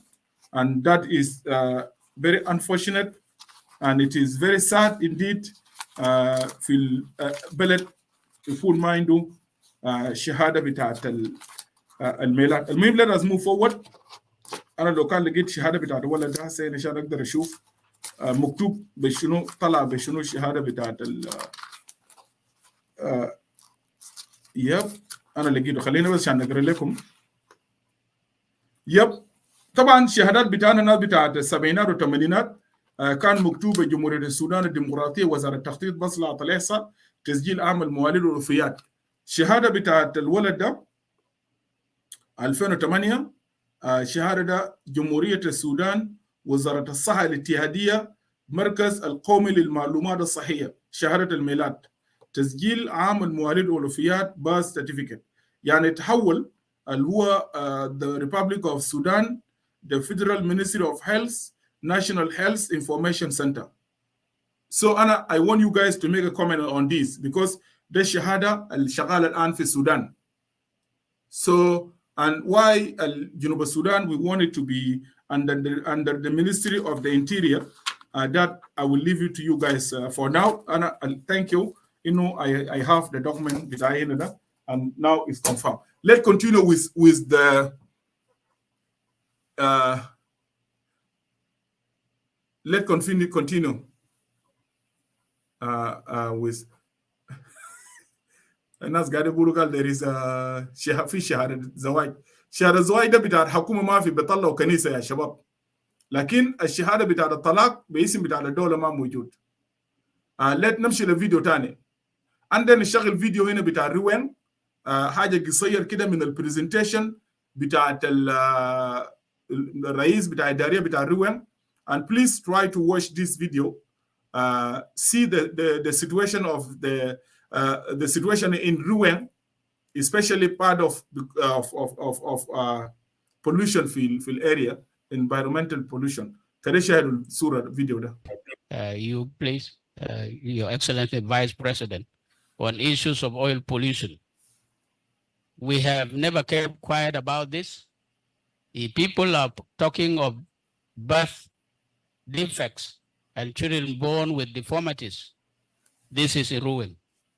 This is the recent case of August, of this child you are seeing here.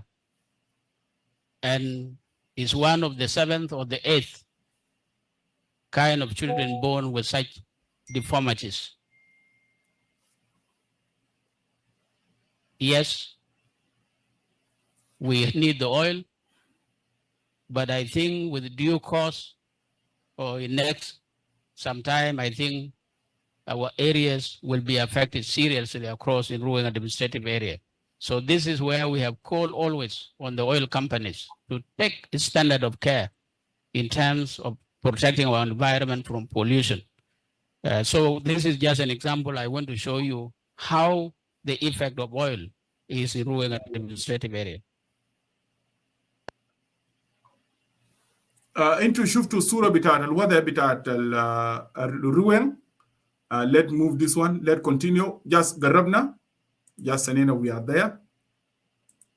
To still emphasize on what you guided correctly. Your Excellency, it is very unfortunate that territories of South Sudan that have been encroached to by our neighbors, and we as a government or government officials in our country will want to agree with the narrative that they become, oh, we qualify and call them as disputed. I think it's very unfortunate as leaders, because we are trying to send a signal. This forum is live international in all the forums.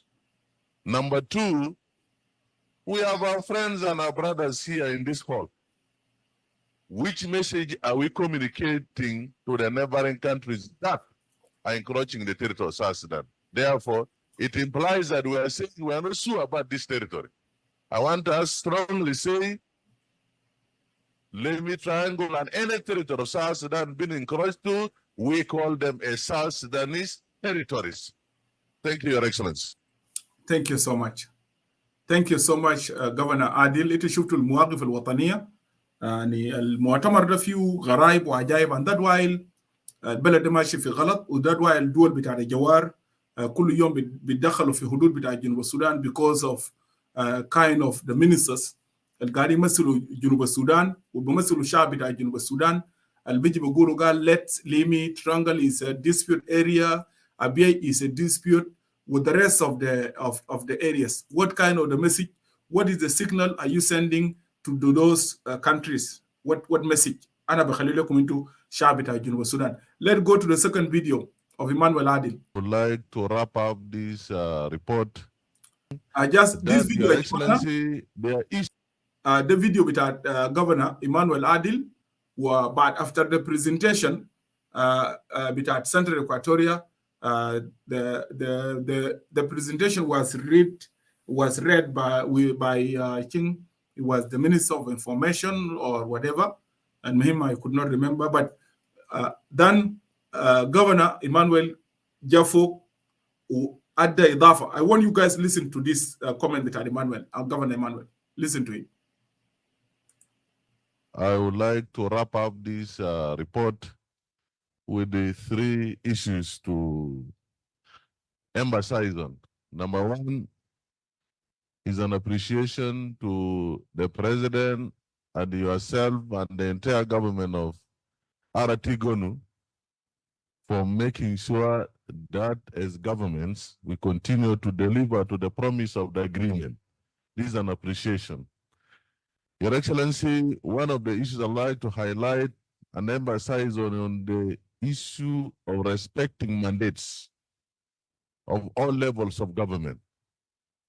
It is proven over time, Your Excellency, that in the last governors forums, we have discussed and agreed in principle that we have to respect our constitutions, we have to respect our laws and ordinances so that we don't encroach to mandates of different levels of government and institutions. And I would like to remind this hall and this gathering that, Your Excellency, there are issues surrounding states. And I can specifically talk about Senator, you might have heard from the presentation, there are issues to do with overlap. And therefore, all our ministers are here from states and the national government and partners. Let us respect mandates. Number 2, Your Excellency, is the issue of huge population. You know, I don't know if the chair of statistics is around. Your Excellency, the last census put Central Equatoria at a population of 1.3 million people. And the UN estimates puts us at about 1.5 something million people. But all of you will agree with me that because of the subsequent instability and displacement as a result of other calamities, many people from counties and sister states have come to Juba, to be specific. And you will agree with me, I want to give an example here. We have over 92,000 internal displaced people from our sister state of Jongole in Mangala, here in Central Equatoria. We have former POCs, which are now IDP centers, more than 300,000 people. This is to give you a glimpse that the population has hiked. What are the implications? The implication is that these populations has to be rendered necessary services, be it education, water, or competing services. And therefore, I want to urge that this noble gathering look at this situation with keen interest together with our partners. Your Excellency, before I conclude, it is a state I mentioned yesterday of our roads. This is a good gesture that His Excellency the President has placed to the people of South Sudan, and is commendable. I would like to really emphasize and urge that to facilitate trade, security, and other service and the return of our people, Your Excellency, these roads, we have to complete them even before the general elections, in my view, are very important, paramount. For example, the road from here to here now, if you want to go, actually, this is 2 days because of the rains, the level of rains. Here to Kajikeji, almost impassable. The road from here to our state in Western Equatoria, Maridi and Yambio, almost impassable. I think Puti will agree with me. Here to Torit, you heard from the Deputy Governor, Lodira, Honorable Lodira, that is only to Torit that the bush killer has gone. Beyond that, almost is impossible. And I think, Your Excellency, this is an embassy that we want to look at. Lastly, Your Excellency, for peace,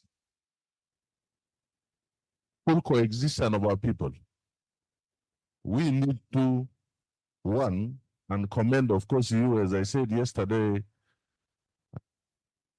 in the presidency, for the deployment of the necessary unified forces.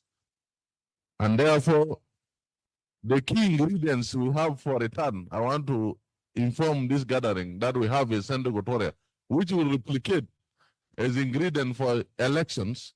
One is the issue of sustainable peace and security, so that our people go about their business, so that we start educating our people about the process of elections. And this is very important that we have to play jointly together. Number two is essential social service delivery like water, education, just to mention a few. I've already mentioned the issue of roads. And therefore, lastly, we need to support these returnees, Your Excellency. You have asked a very right question. Some of them, when they went running for their lives. Leave about these ones who are displaced because of calamity of floods. When they are coming back, some have lost. You know, people live in grass-thatched houses. They need to be supported with essential NFI and even food for them to start our business. Our people, for example, I can give an example of Central Equatoria, they're hardworking people. Once they are given the necessary support to pick about how to start up their life again, definitely, the next season. شكرا لجوفرنر ايمانويل عادل. يا اخوانا باقي لي I remain with 3 videos. الكلام بتاع ايمانويل جوفرنر سميتو in regard to the returnees. لكن عشان وقت متاخر عند امباسادور كومريد جون جرن انا بجيبكم ناس اللي قاعدين معي في امريكا هنا. Let me freak this 3 video, but let me, before I proceed, let me give Ambassador Emmanuel some minute to make comment because he want to make comment. Sorry, it's getting late over there. It's godly hours. Ambassador, I don't know why you don't accept it. Before I continue.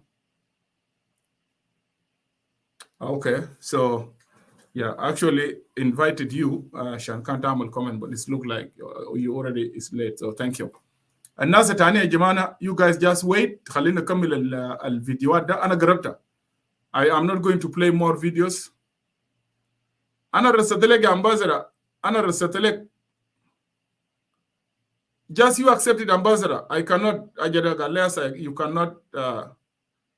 You already invited. اعمل تشيك للبروفايل بتاعك. يا جماعه بس الناس just be patient. Comrade Garang, be patient. Just I want ambassador because it's getting late over there. Teresa, it's in the talik for Said Safir. John Garang and the rest, you guys will continue. Let ambassador know. Okay, مرحبا بك ساعتك. شكرا باشمهندس إدوارد. تحية لك وتحية للناس المستمعين. أنا طبعا مسهر لأنه التوبيك ده يا أخوي مهم جدا. التوبيك للغاية للقمة الحمية. لكن تعرف في ملاحظات كثير في الكونفرنس أنا ابدأ به. أولاً الكونفرنس ده ظاهر له ما عنده ثيمز. يعني المفروض يكون في كونفرنس بتاع الحكام يكون في توبيك معين هم جايين يعملوا ديسكشن فيه. أنت لو لاحظت يا باشمهندس الكونفرنس ده، الكونفرنس هي عبارة عن شكاوى. Is about a complaint of governance. It's not about a certain particular themes that they want to address. كل حاكم بيجي بيقول الكلام اللي هو عاوزه, and it seems everybody is coming with own agenda بتاعه. في ناس بيتكلموا عن displays, في ناس بيتكلموا عن مشاكل بتاعهم بتاع الجوفرنس وهكذا. مفروض المؤتمر زي ده يكون عنده ثيم معين. يا ambassador, before you continue, in the team بتاعه كرنا قال لك the 7th Governors Forum under the theme fostering national cohesion, South Sudan path to peaceful transition for democratic governance. Thank you, Ambassador. واصل. يعني الثيم ده ذاته براه يا إدوارد طويل ومتناقض وفيها حاجات كثيرة جدا. يعني fostering nation, democratic transformation ده ممكن يحصل في كونفرنس ممكن اقل من اسبوع.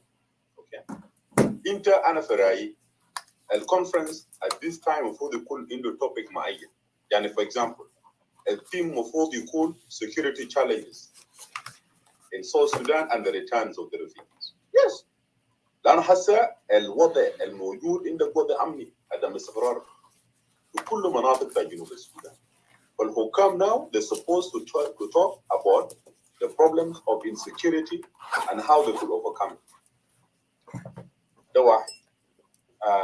ثانيا apart from the fostering of the nation and whatever they're talking about, see issues with our governance, yeah, Edward, and this is very serious. This is an issue people have to pay attention to. Okay. إحنا زلنا نقول بإنه يا إدوارد الحكومة اللا مركزي في جنوب السودان الموجودة الآن ده is not fit to the governance of South Sudan as a country. اتخيل معي واحد كان بيتكلم فيكتوريا كان بيتكلم I think he was كان برد لواحد من الميز ولا deputy governor بتاع Eastern Equatoria بقول في 3 mayors. اوكي 3 mayors. هل يوغل يا إدوارد انت يسين بين عندك ولايات you calling these 10 states. هل يوغل المشاكل بتاع المية وعدم المية في الولاية معين يجي يحط له مركز عشان يجي يناقش له. So to me I felt بإنه this conference has exposed something very serious. First, it has shown that the governors في الولايات بتاعهم هم عندهم قوة in terms of governance and making decisions, in terms of economical issues, in terms of security issues. ده عشان كده بنقول بإنه البلد ده ما ممكن يتحكم من المركز. جنوب السودان لازم يتحكم بالسيستم فيدرالي. الفيدرالية ده السلطات القانونية، السلطات بتاع الجفرنس، السلطات بتاع الأمن المفروض يكون في الولاية. ليه أنا لازم أجي يدي مشكلة في ولاية على النيل إلا أجي جوبا أتكلم فيه؟ Why? Okay. It's completely nonsensical and non-practical. وظاهر يا إدوارد النخبة المثقفة في جنوب السودان ما استفادوا من التجارب المريرة بتاع السودان. مشاكل السودان من سنة 56 لهذا يومنا هذا هي المشاكل بتاع يعني بيسموه شنو؟ بيقولوا المركز مركز كوش السلطة كلها في يده. اوكي المركز كوش السلطة كلها في يده. شهادة الميلاد بتجي خرطوم، شفتها؟ شهادة الزواج تجي خرطوم، شهادة الوفاة تجي خرطوم، شهادة السودان تستخرج تجي خرطوم. اوكي الأطراف كلها اتهمشت لأن الخرطوم هي المركز لكل شيء. وده أدى للتحميش بتاع السودان، وده أدى للتحميش الاقتصادي، للتحميش السلطوي والثروة في البلد. عشان كده الآن السودان في أذن الحرب. النخبة اللي في جنوب السودان الحاكمة الآن يا إدوارد from the way Dr. Riag is running this conference, I'm really disappointed. قدام مستوى بتاع دكتور رياض يا إدوارد. I'm not insulting him. قدام مستوى بتاع دكتور رياض كنائب رئيس and somebody aspiring to be a president and then المناولة بتاعه للقضاء I'm really disappointed. كان يشوف نائب الرئيس كان look the way he's talking about birth certificates. Okay. Birth certificates ده it has nothing with وزارة الداخلية. وزارة الداخلية في الدنيا دخلوا شنو مع birth certificates. البيرث سيرتيفيكت المفروض يكون في جنرال ريجسترار اوفيس يا بتاع statistics هم الموصولين. بيرث سيرتيفيكت مارج دي حاجات ما المفروض وزارة الداخلية يشتغل بيه. وليه زاد وزارة الداخلية يدوي؟ ما عندك ولايات. انت الان في يونايتد ستيتس عندك ولايات. انت لو مولود في نيويورك الريجسترار بتاع نيويورك هناك بيستخرج شهاده بتاع ميلاد، شهاده الوفاه، شهاده الزواج وشهاده الطلاق في الولايه موجود. Okay. You don't need to go to Washington DC to get this. عشان كده قلنا بانه we are ruled by unprofessional leaders. وثلاث ارباع الليدرز الموجودين في الجنوب الان في قمه السلطه الساسه هم ما عندهم experiences يا ايدوان. They have no civil service experiences. يعني الناس زي ناس رياض وناس الزملاء بتاعهم ده بتلقاهم زول انتهى من البي اتش دي بتاعه 84 ما يدرس حتى في جامعه. ما درس. ما عنده اكسبيرينس ذاته يعني انت عندك اكسبيرينس درسته حاجات المدرسه ذات بتديروها كيف انت كاستاذ بتحضر كيف ما عندهم من الشهادات البي اتش دي هولدرز طوال للغابه. اوكي ده المشكله هنا فيها ايد دي المشكله. افتكر انت لو عندك زمن تعمل لك نقاش فيها بانه القيادات الان في الحركه الشعبيه في السلطه فشلت لانه هم ما عندهم اكسبيرينس. many of them are purely academician. an academic experience يا جماعه نحن كلنا خريجين الجامعات be bachelor's or be master's degree or some of them have PhDs. Academic experiences ما بأهلك. It does not qualify you to run a country. مشكلتنا في الجنوب we think بينه لو عندك دكتوراه عندك حق تحكم الناس because you have a PhD. Who told you? Who told you being PhDs and PhD holders are the rulers of the world? You know, most of رؤساء الدنيا في الفرمان ما PhD holders.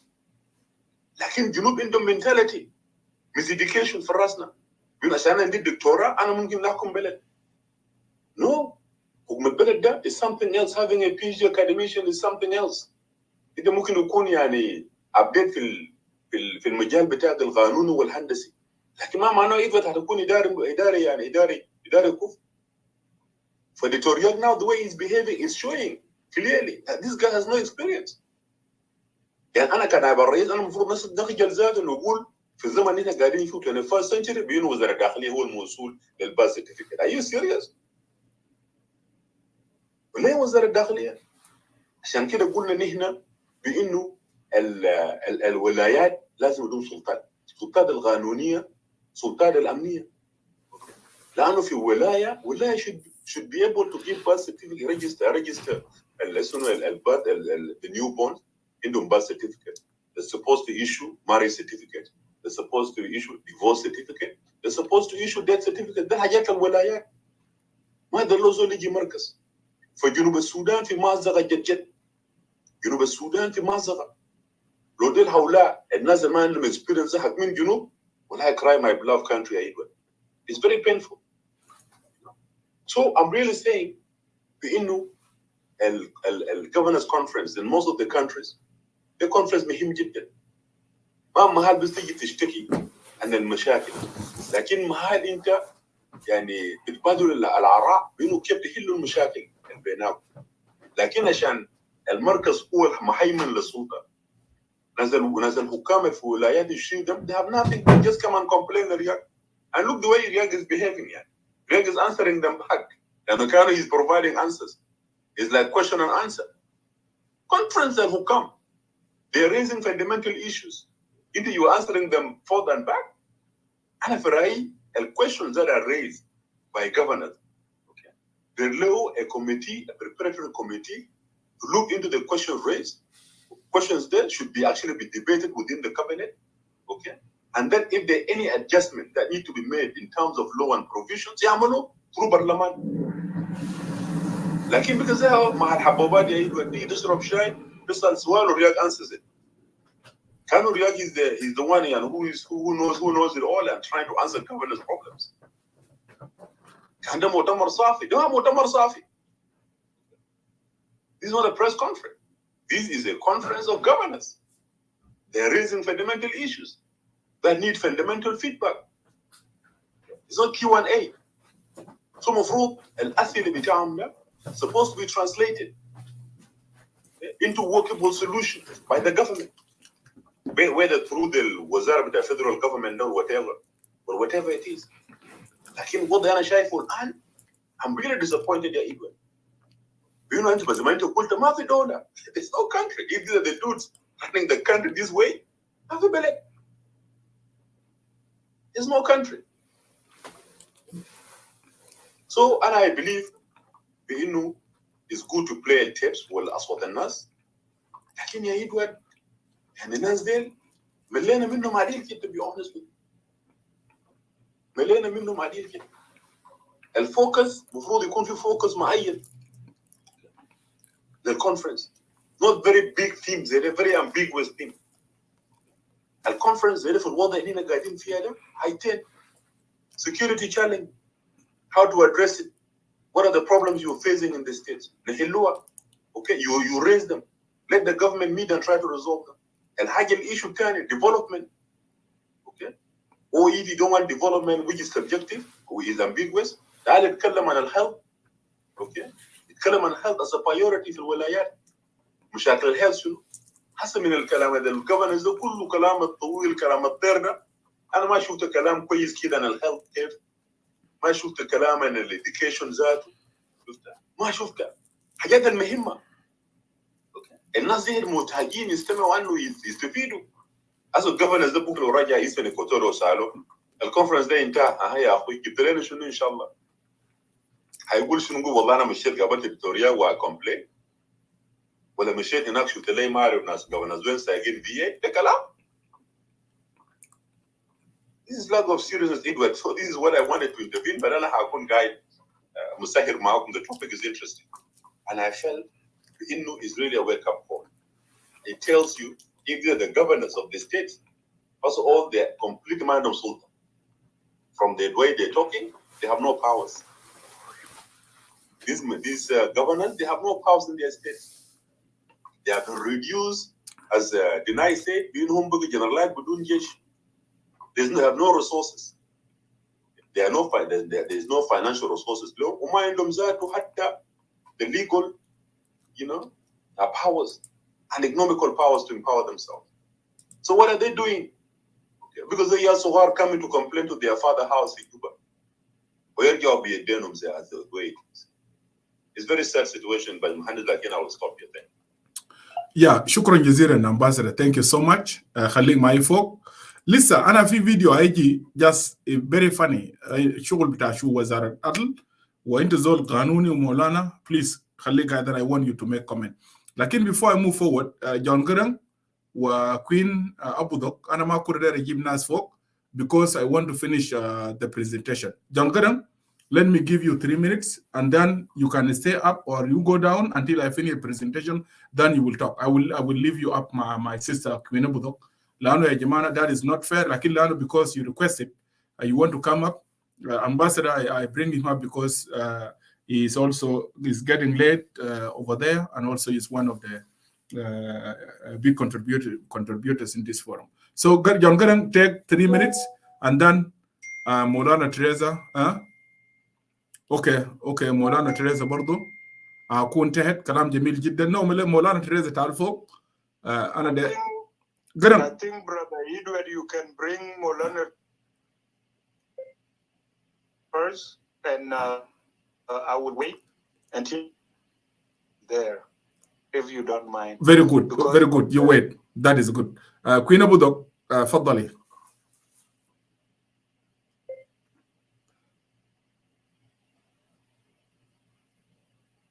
Queen Abu Dhok, can you unmute your mic because I want to go ahead? Can you mute your mic?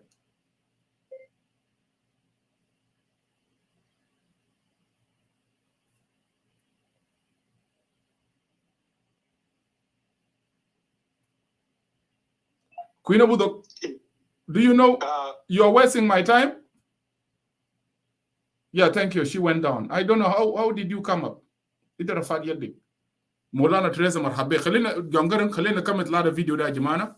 And then I will give priority to Ambassador and Maulana Teresa and John Gurren. You are with me in the West, and the rest you guys will come up. Can you guys listen to this? Let go to this video. Just very interesting. خلي في argument كده تاع وزارة العدل. أنا داير Teresa و Ambassador Emmanuel Ajawin also to be up here. Let listen. أنا ما أعرف يا توفيق. Thank you, Your Excellency. There was a question from the State Minister regarding the basketball issue. Very good. This is regarding basketball. This is Minister of Youth, Jamani Ogadet Kellam. I want you guys to listen to this also because video the Gablikam can match with social media, and there is one very important point. Udal Khalani hasajil al-video بتاعت المينستر لأنه في presentation بتاعه ما he did not mention anything in regard to that. لكن هو يتكلم في موضوع إنه لو الجمعية العمومية لأنه في ناس قاعد يقولوا يوم داك with ignorance إنه لوال ما يشيلوا برا. لا yes لوال is doing good لكن جمعية عمومية جاب the same لوال وعشان لوال برضو يستمر doing good job he need to be re-elected otherwise this basketball will be actually shut down by FIFA وكلام ده تسمعه من وزير لأنه في جنوبين طبعا they are not aware. ومشكله بتاع الوال هو ما داير يجي يحضر الجمعيه العموميه وما في لو ما يحضر الجمعيه العموميه that will go against him and بعد الرياضه في جنوب السودان would be shut down completely. You guys listen to the minister. Issues, and he was referring to the alleged suspension of the president. Now, there are administrative issues that I will not discuss here, but I'm aware and actively engaged with the Basketball Federation to address those administrative issues so that we put behind all those issues in the Federation and focus on preparing for the Olympics, for the World Cup in 2024.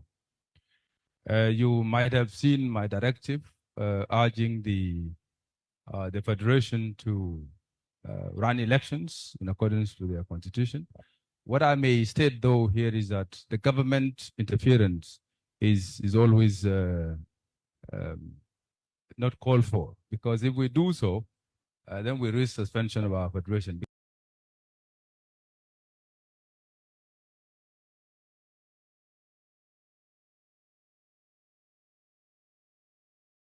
Because professional bodies do not require government direct government intervention. However, the Ministry of Youth and Sports has a sports commission that regulates sport bodies as well as youth organizations. It is that commission that will be engaging and supporting the federation to hold elections and address their administrative issues. And the entire country cannot let go this opportunity that represents Africa in the basketball World Cup. And so I think the Federation sportmen and women are aware of the achievements they have made, bringing South Sudan to where it is now. And so under no circumstance will we allow anything to jeopardize that prize. And as I mentioned, I think the entire world is waiting for us to appear in Paris and bring that cup down. So we'll address this within the confines of the regulations, and the Federation is cooperating with the ministry to address any issues. Thank you. Thank you so much. Thank you so much. الكومنت انتهى. Let go باقي 2 فيديو only. آخر فيديو هيكون بتاع مكوي, and then we give chance to Ambassador Moulana Teresa لأنه أنتم متأخروا عشان تنزلوا تحت. Then we continue with Dr. Jongarang and the rest for the next 2 hours. Listen to this. Let's hear this. Excellency, for allowing me to go in and support and clarify some of the issues which have been raised by my colleagues, the lawyers. In fact, Your Excellency, Ministry of Justice and Constitutional Affairs, which was formerly known as the Minister of Legal Affairs and Constitutional Development. This ministry, when we started it was difficult to start, but we managed to start it and establish it. However, some of the legal issues that are beginning to arise here are rising simply because of lack of dissemination. Because lack of knowledge, of course, in law, you don't defend yourself and say, well, I did not know. It's not a defense. But it is also our duty to disseminate to the people and avail these documents for the South Sudanese to read them so that they can educate themselves on all these. On the issue of immunities and lifting of immunities, Your Excellency, the lifting of immunities are according to the levels. Ambassador Emmanuel and Moulana Teresa, please listen carefully to this, because another interjection without combating. Say in the parliament, if an MP in the parliament has a case, then the attorney writes to the speaker for lifting of the immunity so that he is subjected to investigation.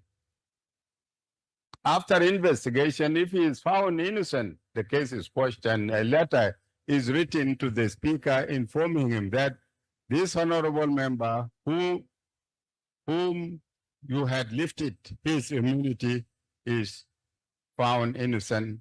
That is for your information. And if he is found to be a party, or there is sufficient evidence that can lead to his prosecution, then the Speaker will also be informed that your member will be going to the Parliament, to the court. And if he is to go to the court, the Speaker will present this to the Parliament, and the Parliament will pass a resolution on that, so that their colleague goes to the court. This is in case of judiciary or of legislature, and this applies to also at the state level. That is one. In case of any constitutional post holder, it applies accordingly. At the national level here, when a minister is charged of anything, the Minister of Justice writes to the president to lift the immunity of that particular person so that he goes to the court. And I did this before when I was a minister. I requested the president to lift the immunity of a minister so that we prosecute him. And this is supposed to be happening. And not that only, that authority to whom the Ministry of Justice requests the lifting of the immunity is not supposed to reject or refuse. But it has been happening. When legal institutions, when a legal affairs writes to the authority concerned, people just ignore it. And the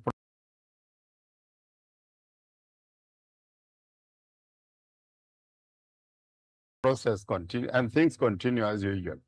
This had been happening. That person should be arrested. Well, how will he be arrested? And the law is protecting him.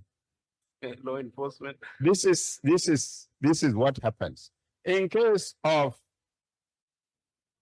any other non-constitutional post holder. There is no question of immunity being lifted, because what you do only is to inform the minister or the undersecretary that your official XYZ is charge of this and is arrested. That is all. So this issue of lifting of immunities, it goes down according to the levels. For the commissioner, it is the governor who lifts the immunity. For the chiefs, because yesterday I said the chiefs have immunity. For the chiefs, it is the commissioner who lifts the immunity. But we have been arresting chiefs these days without even being Ambassador Emmanuel Jawin Mona Teresa Der Kumaden, Yajimana Salatin. The mushkila kabira and is admitting it Kamanga will be arresting people. Let me tell you, Wadang Baglena video, I come with video was Shubujun was Sudan. You guys, let Allah, the Reja, what it is, yeah. The undersecretary that your official XYZ is charge of this and is arrested. That is all. So this issue of lifting of immunities, it goes down according to the levels. For the commissioner, it is the governor who lifts the immunity. For the chiefs, because yesterday I said the chiefs have immunity. For the chiefs, it is the commissioner who lifts the immunity. But we have been arresting chiefs these days without even being considered. So that is on the issue of the lifting of immunity. For the governors, you are responsible for your executive or your constitutional post holders. You are the people authorized to lift the immunity. At the national level, it is the president. At the legislative level, it is at the انا داير مولانا ايمانويل تعمل نوتس في وضعيه بتاع اتفاق السلام زي ما قاعد يقول مولانا مكوي هسه انه governors they are the ones supposed to be lifting immunity for their ministers. But in the situation of South Sudan now, how come the minister, the governor can lift immunity of a person who he did not appoint? يعني هسه الوزراء بتاعنا في ولايات ما عينهم الجفرنس، اللي عينهم سلفاكير. المشكله ذاته بس مهندس ما في immunity ذاته، ما في clause on immunity، ما في act on immunity ذاته في دستور جنوب السودان. ده المشكله ذاته. Yep, Yoras, you make that notes and you will make note on this. Let's continue. Very good. Very good. At the national and state levels. That is the situation.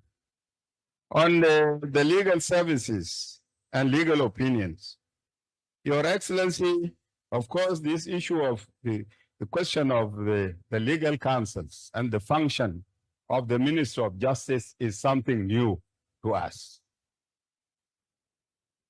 It is new because earlier, before the war, there was nothing called the Ministry of Justice. But after the agreement, we came up with the establishment of the Ministry of Justice. And it did not come up anyhow. Earlier, a judge is the investigator as well as the judge. And when I was a judge, I was supervising investigations and directing investigations. But after that, I came to realize that I do not have the right to supervise an investigation, and after investigation, the case is brought before me for trial. There will be some sort of doubt. Because if I want anything, I can direct the investigation in accordance with my interest. And at the end of the day, it is brought before me. بكره ده قديم خلاص. بعدين امباسر تعمل تعليق فوق لانه مولانا تريسا في زمن الكيزان جابوا وكلاء النيابه legal advisors هم يعملوا انفستيجيشن وكلام الكثير كله بعدك بوصوا بالقبض وبعدك بيمشي بوصوا للقاضي قضيه يمشي قدام قاضي بعدك. المهم تعلقوا في الحته دي لانه you're right, yeah, absolutely right. في القوانين المفروض ده البروسيس الصحيح. المفروض القاضي ما يعمل انفستيجيشن، شغله بس بانه يجيب له القضايا ده باكيت ترول. كلامك صح. لكن مكوي طبعا the same old class man as well, the same classmates. خريجين قدام. Thank you. Thank you. And I passed the decision that I wanted because I will orient the investigation to my interest.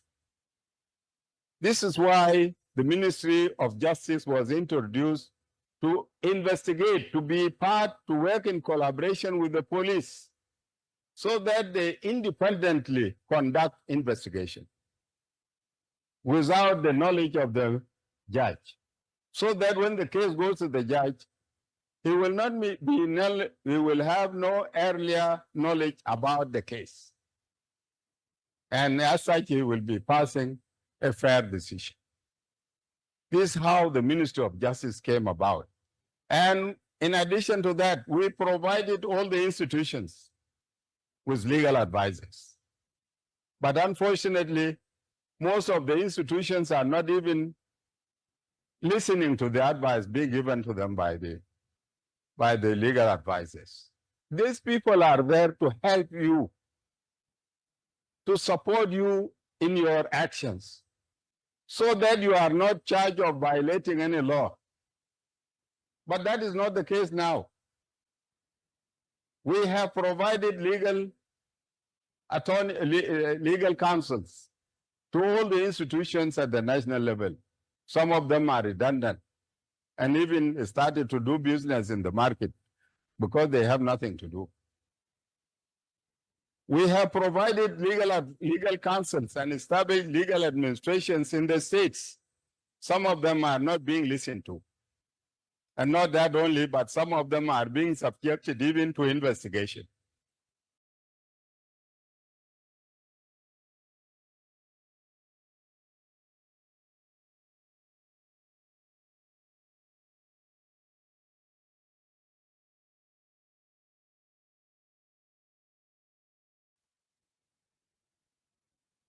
That is not the case. We did not establish these legal administrations for anything other than to help on legal issues, to help in drafting laws, to help in the drafting of the constitution, and so many other things, to help in the drafting of the contracts, because most of the contracts that are being signed these days are taking us to the courts. This is simply because we don't follow the advice given, or we don't seek the advice of legal affairs. And Your Excellency, Maulana, let me also add. Okay. When we talk about the states, you give them legal advisors, legal counselors there. And you say some of them become redundant and some are subjected to investigation. Is it not time for us to establish ministries at the state level, Ministry of Legal Affairs at the state level, so that we avoid all this? Is it not time? يا سلام شوفوا interjection بتاع دكتور رياض مشار شوفوا interjection بتاع دكتور رياض مشار استمعوا للرد ما كويس الكلام بتاع دكتور رياض مشار استمعوا you guys listen. The function and I want to refer you to the presentation which was colleague yesterday. Okay. I want to read it. Okay. For you. Article 135 of the transitional constitution of the Republic of South Sudan 2011 as amended provides that the public attorneys and legal advisors shall be under the National Ministry of Justice, and the minister shall be the chief legal advisor and the prosecuting authority at all levels of the government, and all public attorneys and legal advisors shall advise all levels of the government. This is correct as to now, but are we making ourselves ready when we move to federalism that they will have their own ministries? Your Excellency, we don't need to put the cart before the horse. You said that before, but I said I don't agree with you. Let me answer you. Go ahead. The current situation is the federal system. It's a decentralized system.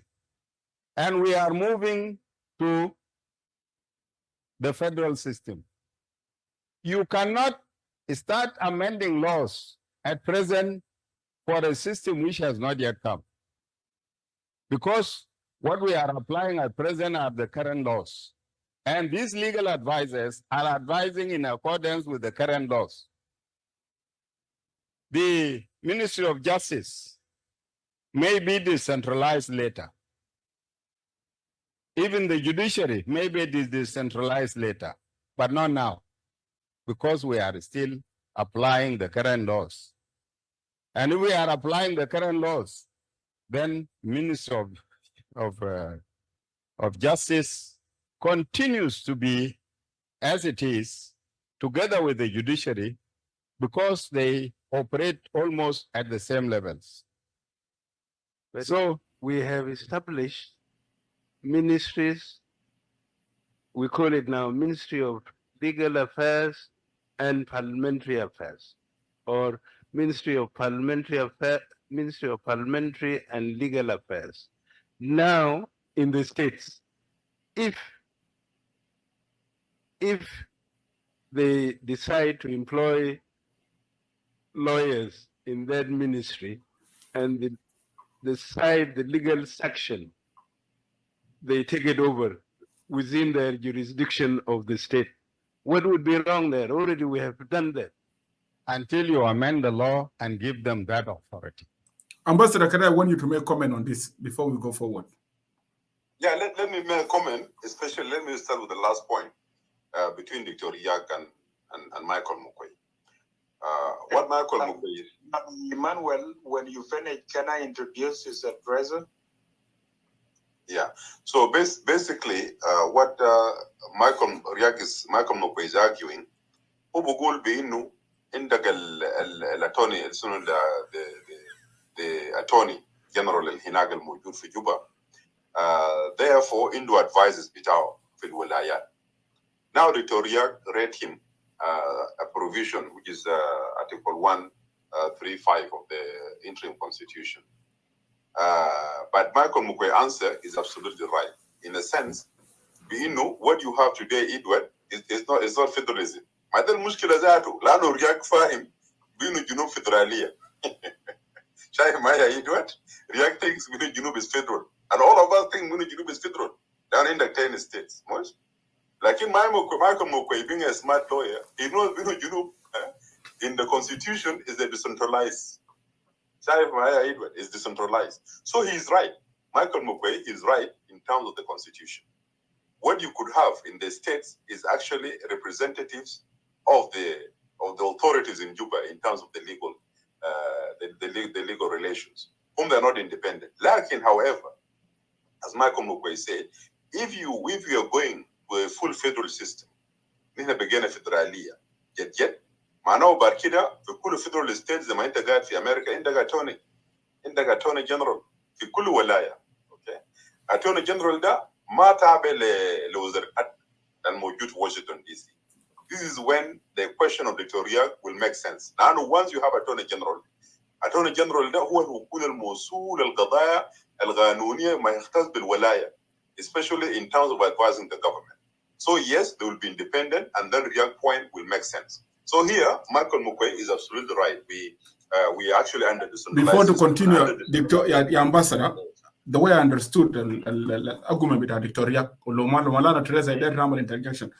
Dr. Riak وقاعد يقول لو أنت لاحظت لأنه ده سؤال لمكوي لأنه هسه دكتور رياق قاعد يقول المؤسسات دي ما موجودة مش؟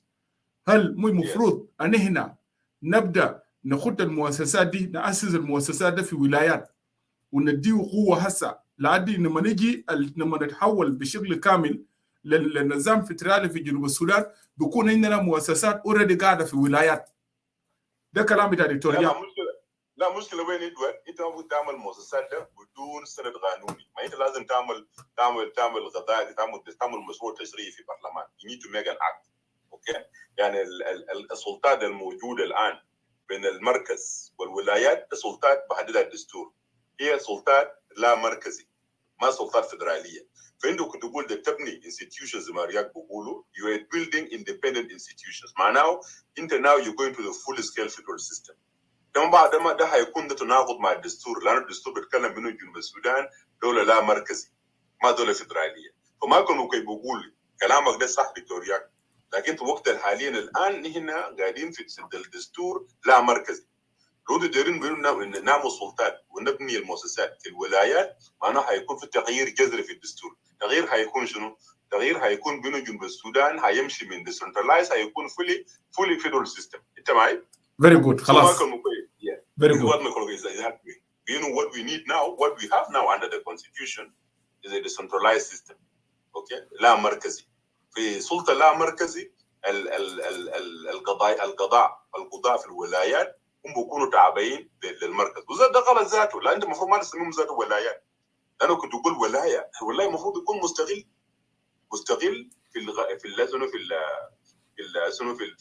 في القانون. as long as الدستور بتاعهم يتطابق مع الدستور المركز. So Michael Mukwe here is absolutely right في التحليل بتاعه خاصة في إطار لا مركز. ما ممكن تبني institutions الآن لأنه هي حكومة لا مركز ما فدرالية فول. شكرا. Very good. مولانا تريزا تفضل يا. نقول هاي كلام بتاع مولانا صح. انت لو لاحظت دكتور رياض فترة دي كله هو يفتكر انه يعني مين ما هو وقع الاتفاقية خلاص هم يعني تم تحويل الدستور طبعا يعني هو لسه بيفتكر انه بانه تم تضمين الاتفاقية للدستور بمعنى لانه الاتفاقية هنا بيتكلم برضه انه لازم يكون في نظام فدرالي في البلد. وهو هسه يتخيل انا ما اعرف نسأل ليه لانه اصلا الاتفاقية ما تم تضمينه. Good point مولانا. Absolutely correct. Good point. Yeah.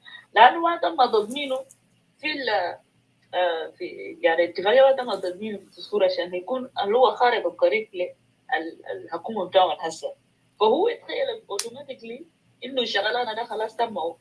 انا ما اعرف لغايه الدكتوريه فات عليه كلام ده، هو عارف كويس فتره ده ما تم تضمين هذه الاتفاقيه كبقى خارطه الطريق للدستور. عشان كده مولانا اعترض على الفدراليه هنا، لانه هو عرف بانه فيكتوريا يفتكر انه احنا هسه في نظام فدرالي.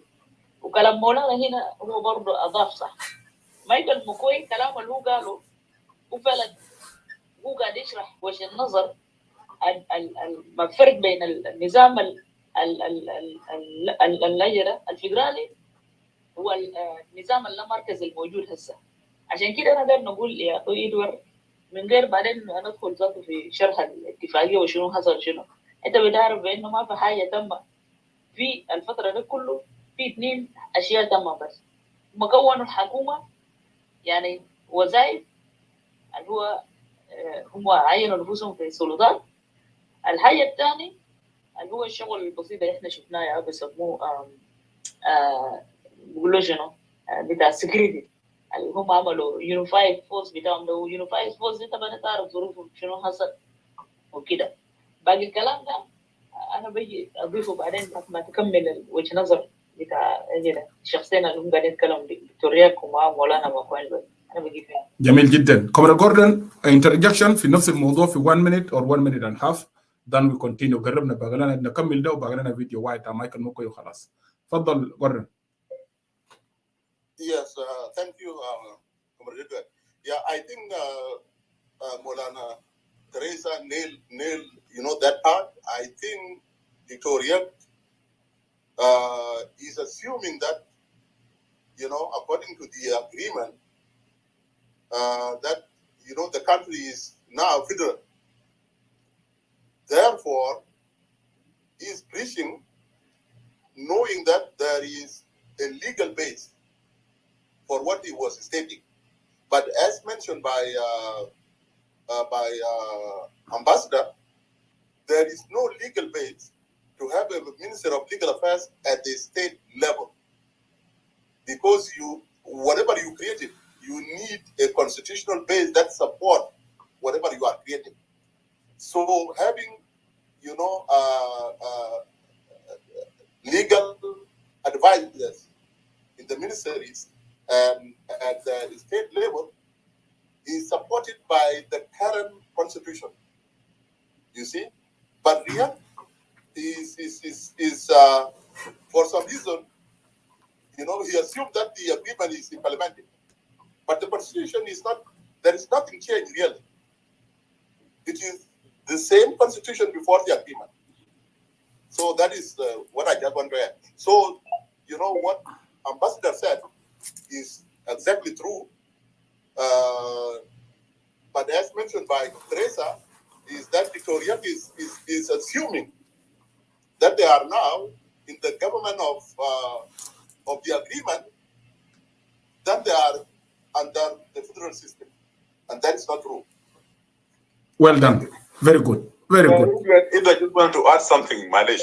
تعرف الكلام اتذكروا جوردن ومولانا تريزا. This is the main issue I eat with, and this we've been talking all along. I think I'm in a lot of discussion for Frum بتاعنا. Okay. Victoria Lohoya Nabarez Yaidwan, who is the chairman of the SPLMIO. Imagine the dude does not know. He doesn't know. بإنه دستور الجنوب ما غيره وما خدت حتى الاتفاق مع مولانا قالوا. اوكي.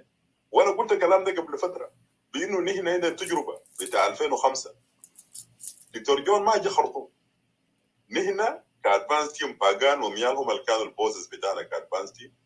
نحن جينا خرطوم كادفانس تيم وخاصه ان احنا اللي كنا في لجنه الدستور. قالوا لنا انتم you have to make sure that the CPA is incorporated in the Sudan interim constitution. And احنا اشتغلنا يا ادوارد almost 21 days. Precisely زي ما اتفاق قال. Within 21 days نحن we made sure ومولانا مايكل لوبي كان معنا وجون لوكو مرحوم جون لوكو والناس اللي كانوا معنا في الدستور. We managed to incorporate CPA as part and parcel of the interim constitution.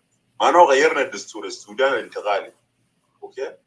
Which means بقينا لو في conflict في أي قضية بين الدستور السودان الانتقالي CPA becomes supreme. أنت معي؟ Now أنت تعالوا في اتفاق بتاع 2018. It went 5 years now. And see, I know Michael Mukwe, I'm not accusing him, but I think he's behind this. Okay? He played a very smart game. He made sure بإنه اتفاقية 2018 is not part of the interim constitution. يعني حصل في خلاف بين الانترم constitution okay و revitalize access. Which one will you use as supreme body؟ هل هتستعمل الدستور ولا هتستعمل الانترم؟ okay اللجنة الاتفاقية. The way it looks now الأجندة اللي كله في اتفاقية ده I keep on saying this is just a pie in the sky. ده ما عنده سنة اتفاق ده ما عنده سنة قانوني يا إيدوان. معناه ذات الحكومة الموجودة الآن دي تورياك نائبه ما عنده سنة قانوني ذات. كده شوف الكلام ده. لأنه ما موجود في الدستور الجنوب الانتقالي. اتفاق ما موجود. حتى نواب الرئيس يا إيدوان ما موجود في الدستور الانتقالي. الدستور الانتقالي ما بيتكلم 5 نواب. معناه ذات الحكومة ده حكومة مرتبطة بدم ده جوا ده حكومة ده كونيا. ما عنده سنة قانوني كله. So this is the point I would like to make بإنه Victoria and the rest of the opposition, they have not really paid a great attention to the legal process itself. And this is what is biting them now. Michael Mukwe now is quoting the distribution reaction كلامك ده سهل لكن let's talk currently. نتكلم شنو؟ نتكلم عن الدستور الانتقالي. المفروض مايكل مكوي يتكلم عن revitalize access مش؟ لا revitalize access المفروض يكون superior than الدستور الانتقالي لكنه he does not say that. بقول لك الدستور الانتقالي ده يو superior. معناه اتفاق ده كلام ساكت. Very good. Well done. Let's continue. Amolan Teresa. بس أقدر نقول حاجة هنا. أنا شايف في argument كده Sabata is trying to put across. كلام بتاع دكتوريا صح وكلام بتاع مايكل مكوي صح. لكن مايكل مكوي was trying to caution Victoria لأنه Victoria was actually trying to tell Michael McCoy, since you are saying that there is no a proper legal bodies in the state. And then Victoria was saying, don't you think now is the time for us to apply, to establish all those legal bodies in the state? And then McCoy said, no, this can only happen if we are in federal system. But now we are in decentralization. This is the point. نعرف هنا argument ده هما الاثنين دارين يقولوا في كلام لكن رياض نيسا إنه ما مشوا ما جاوزوا لمرحلة بتاع إنه هما بيجي قاعدين ينفذوا أجل federal system. So ما في حاجة نفذوا في اتفاقية. شكرا.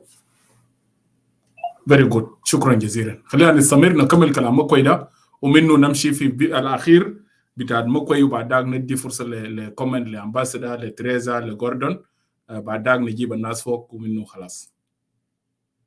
Let them finish.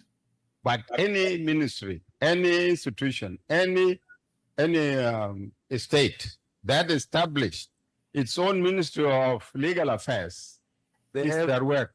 They have Ministry of But the prosecution, Legal Affairs and Parliamentary Affairs. Parliamentary affairs is that. already there. It has nothing to do with other things. But if you decide to establish the Ministry of Legal Affairs, unless the law gives power to that institution, it will continue to be redundant as it is now. Okay, go ahead. Yes. That is on the constitution making process. It is expected that the institution, that the states and the administrative areas standardize their laws in accordance with the current agreements and the current amendments of the national constitution. But there is one thing which is required of them. That is the element of conformity.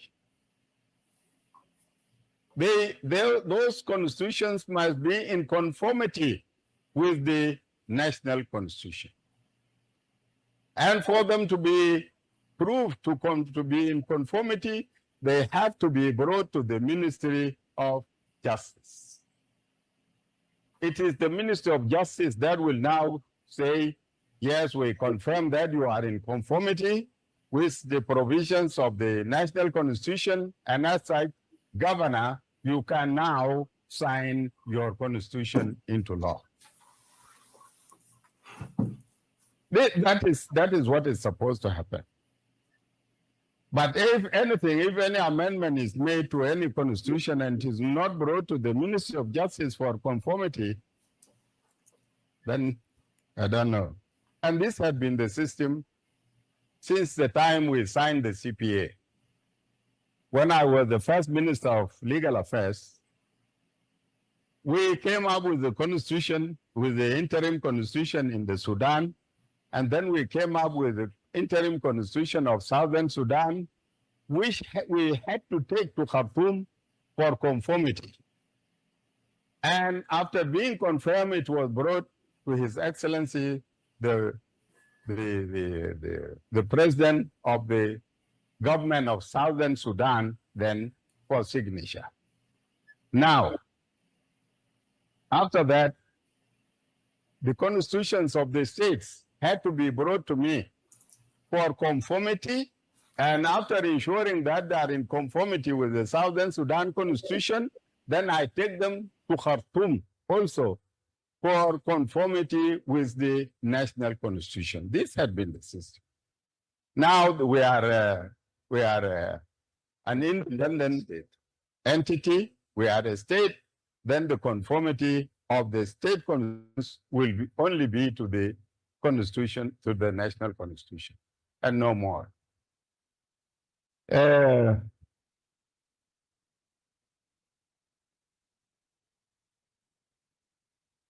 On the issue of gazetting, you see, gazetting is one of the most difficult, one of the costly functions. Yes, there was an agreement and in the ministry by then, and we were given a highly computerized printing press.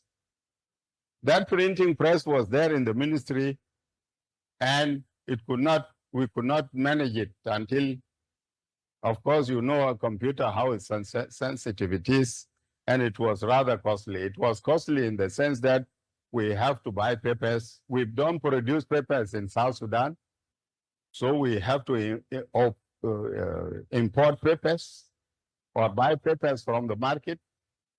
And after that, you buy all the ink and all types of inks and then produce the document. It was found to be highly expensive.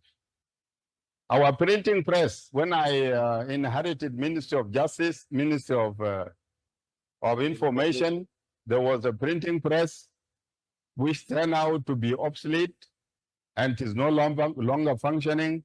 We are now struggling hard to find a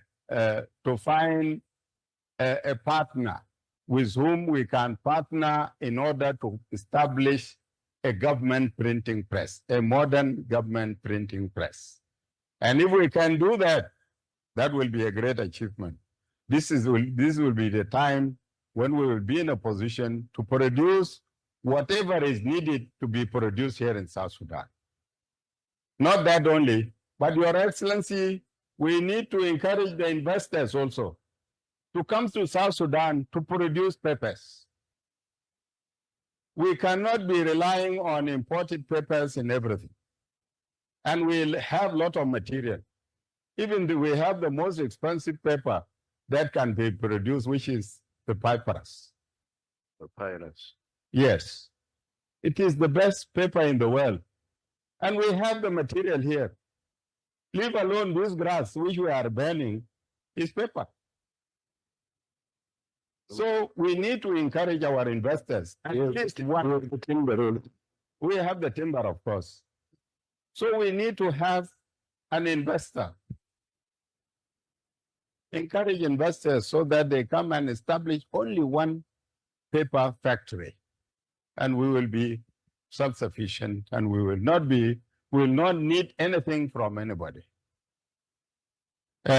So this is why the Ministry of Justice is unable to print. Not that only, they are supposed to have a gazette. A gazette. And this is where it is in the gazette that you gazette all the or everything, including even the presidential orders, the decrees, everything is supposed to be gazetted. We inherited something called Sudan Almanic, something like that. Sudan, but we have we had the gazette, which was being produced in the Ministry of what do you call it? Ministry of Justice. Yes. That gazette ought to be there, and it is only the gazette which is the only authority that can be quoted all the time. And it is that gazette that we have been using in the negotiations, by the way. It is these gazettes which are the most important, and they are the only reference available that we are still using up to now for the determination of the borders between Sudan and South Sudan. We have been quoting gazettes. Thank you very much, Your Excellency. Thank you. Thank you. شكرا. اخر فيديو امباسدر يو تيك نوت ومولانا تريسا وجوردن بالذات مولانا تريسا امباسدر نديكم تعليق وتمشوا. بس انا داير عندكم لسه عندكم فرصه امباسدر ولا نديكم تعلق وتمشوا؟ ممكن تصبروا شويه؟ the last video. والله ممكن نصبر. اوكي خلاص. اوكي خلاص. نسمع اخر فيديو. ده مايكل مكوي. Yeah, thank you, Your Excellency. And I thank the colleagues who have raised a lot of concerns. It seems that most of the questions are mine. And as such, when I answer, only very few may be left for others to start with. There is, the first question was, the journalists are suffering and they are being oppressed. By whom is the question? You see, it's not a question of picking up any terminologies and then you use them. You need to come up with a case. So far up to now, I have not received any complaint from any journalist complaining about being harassed or arrested. The last journalist I remember to have been arrested some few years back was Michael Christopher. He's the last journalist who was arrested, and I struggled until he was released. That was the last journalist arrested. So far, up to now, if there is any journalist who claims to have been harassed, he should have reported to us. The media authority is there. It is ready to receive complaints all the time. Even the journalist organization, JUSO, or what do you call it? It is there also, taking care of its membership. So I advise my colleague who might have said so, if he has real evidence, please bring it to me.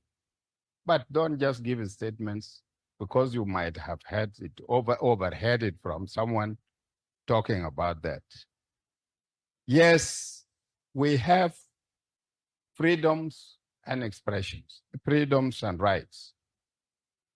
But these journalists who are here now are two people, are one person, or are two persons in one. They are two persons in one in the sense that they are journalists, the journalists. And if they commit any offense, if they are charged of any crime connected with journalism, then we are there to make sure that they are protected. But if they, at the same time, they are journalists, the human beings. They are journalists, the human beings, and as such, if a journalist decides to commit his own individual or personal offense, which had nothing to do with journalism, and he fell into conflict with the law and he's arrested, That is not a journalist. And this is not the journalist whom we protect because he is an individual. That must be made very clear. It is not any journalist who is arrested, Gal Kalasi is arrested. There was a case here in Juba where a journalist was shot dead. And the government was charged of having killed that journalist. It took us time and it was thoroughly investigated until the person who shot him was arrested.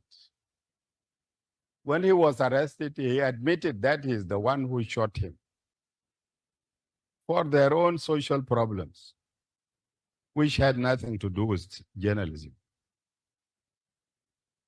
These are the situations, and as such, I advise if anybody at any time has any claim, all these journalists know where to take their complaints, not to you. I'm surprised, Your Excellency. There is somebody who calls himself an opposition. An opposition in the same government of national unity? Whom are you opposing? A government of national unity is a government that is accommodative of everybody. And we are all members of this government of national unity. When I get up and say I'm in the opposition, please get out of that government and stand on your own and be an opposition. But when you are in the government,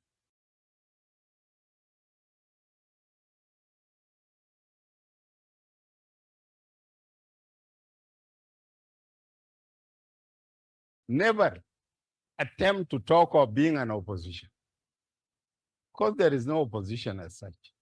I'm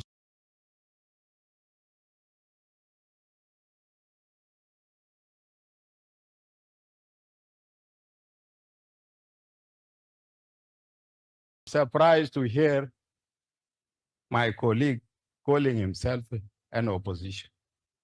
Meanwhile, he's in the same government. So he's in the same government opposing himself. That is very funny. And this takes me to his statement of the SSBC. As I stated earlier, SSBC is a public radio and TV. It meets everybody, and it meets the requirements of anybody. And there are so many times that we have been seeing so many colors in the screen. I don't know, is he not seeing other colors other than the red?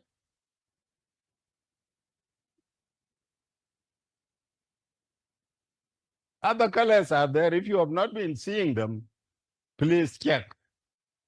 All the other colors, or whatever color you know, is there. And it is played in the screen according to the activities that you do.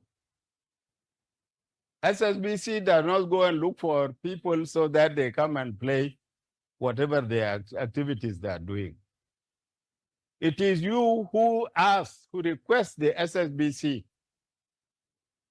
And when you request the SSBC, it will provide you with a camera person like these young people here and a reporter. They go and cover your event, and then they come and play.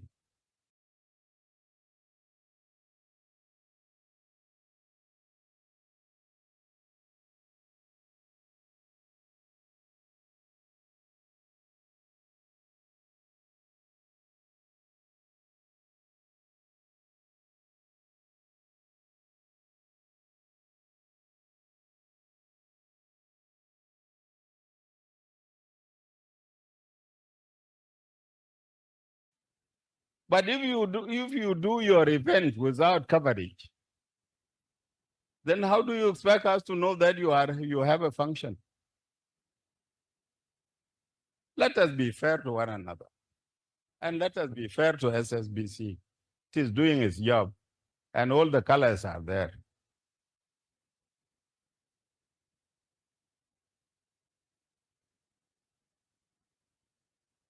There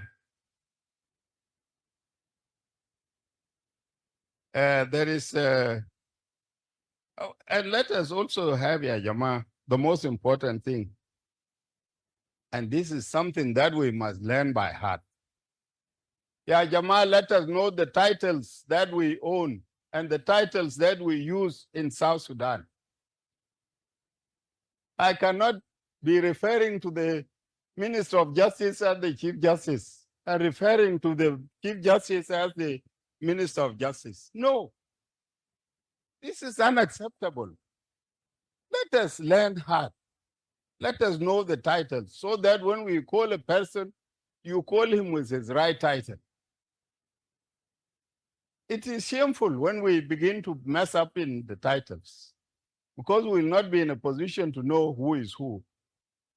It was only when the honorable member started to talk that I came to understand that he is not meeting the Chief Justice, but he is meaning the Minister of Justice and Constitutional Affairs.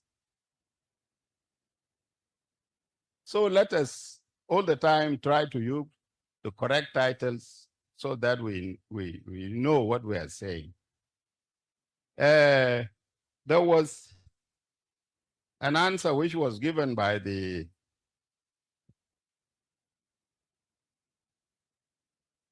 deputy minister had talked about the arrest of constitutional post holders. You see, there are two types. There are so many situations whereby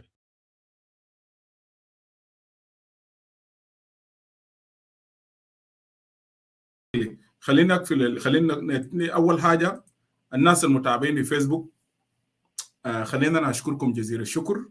انتوا استمعتوا لمعظم الحاجات هنا والمؤتمر بتاع الحكام وهنا شغالين ريفليكشن on the conference.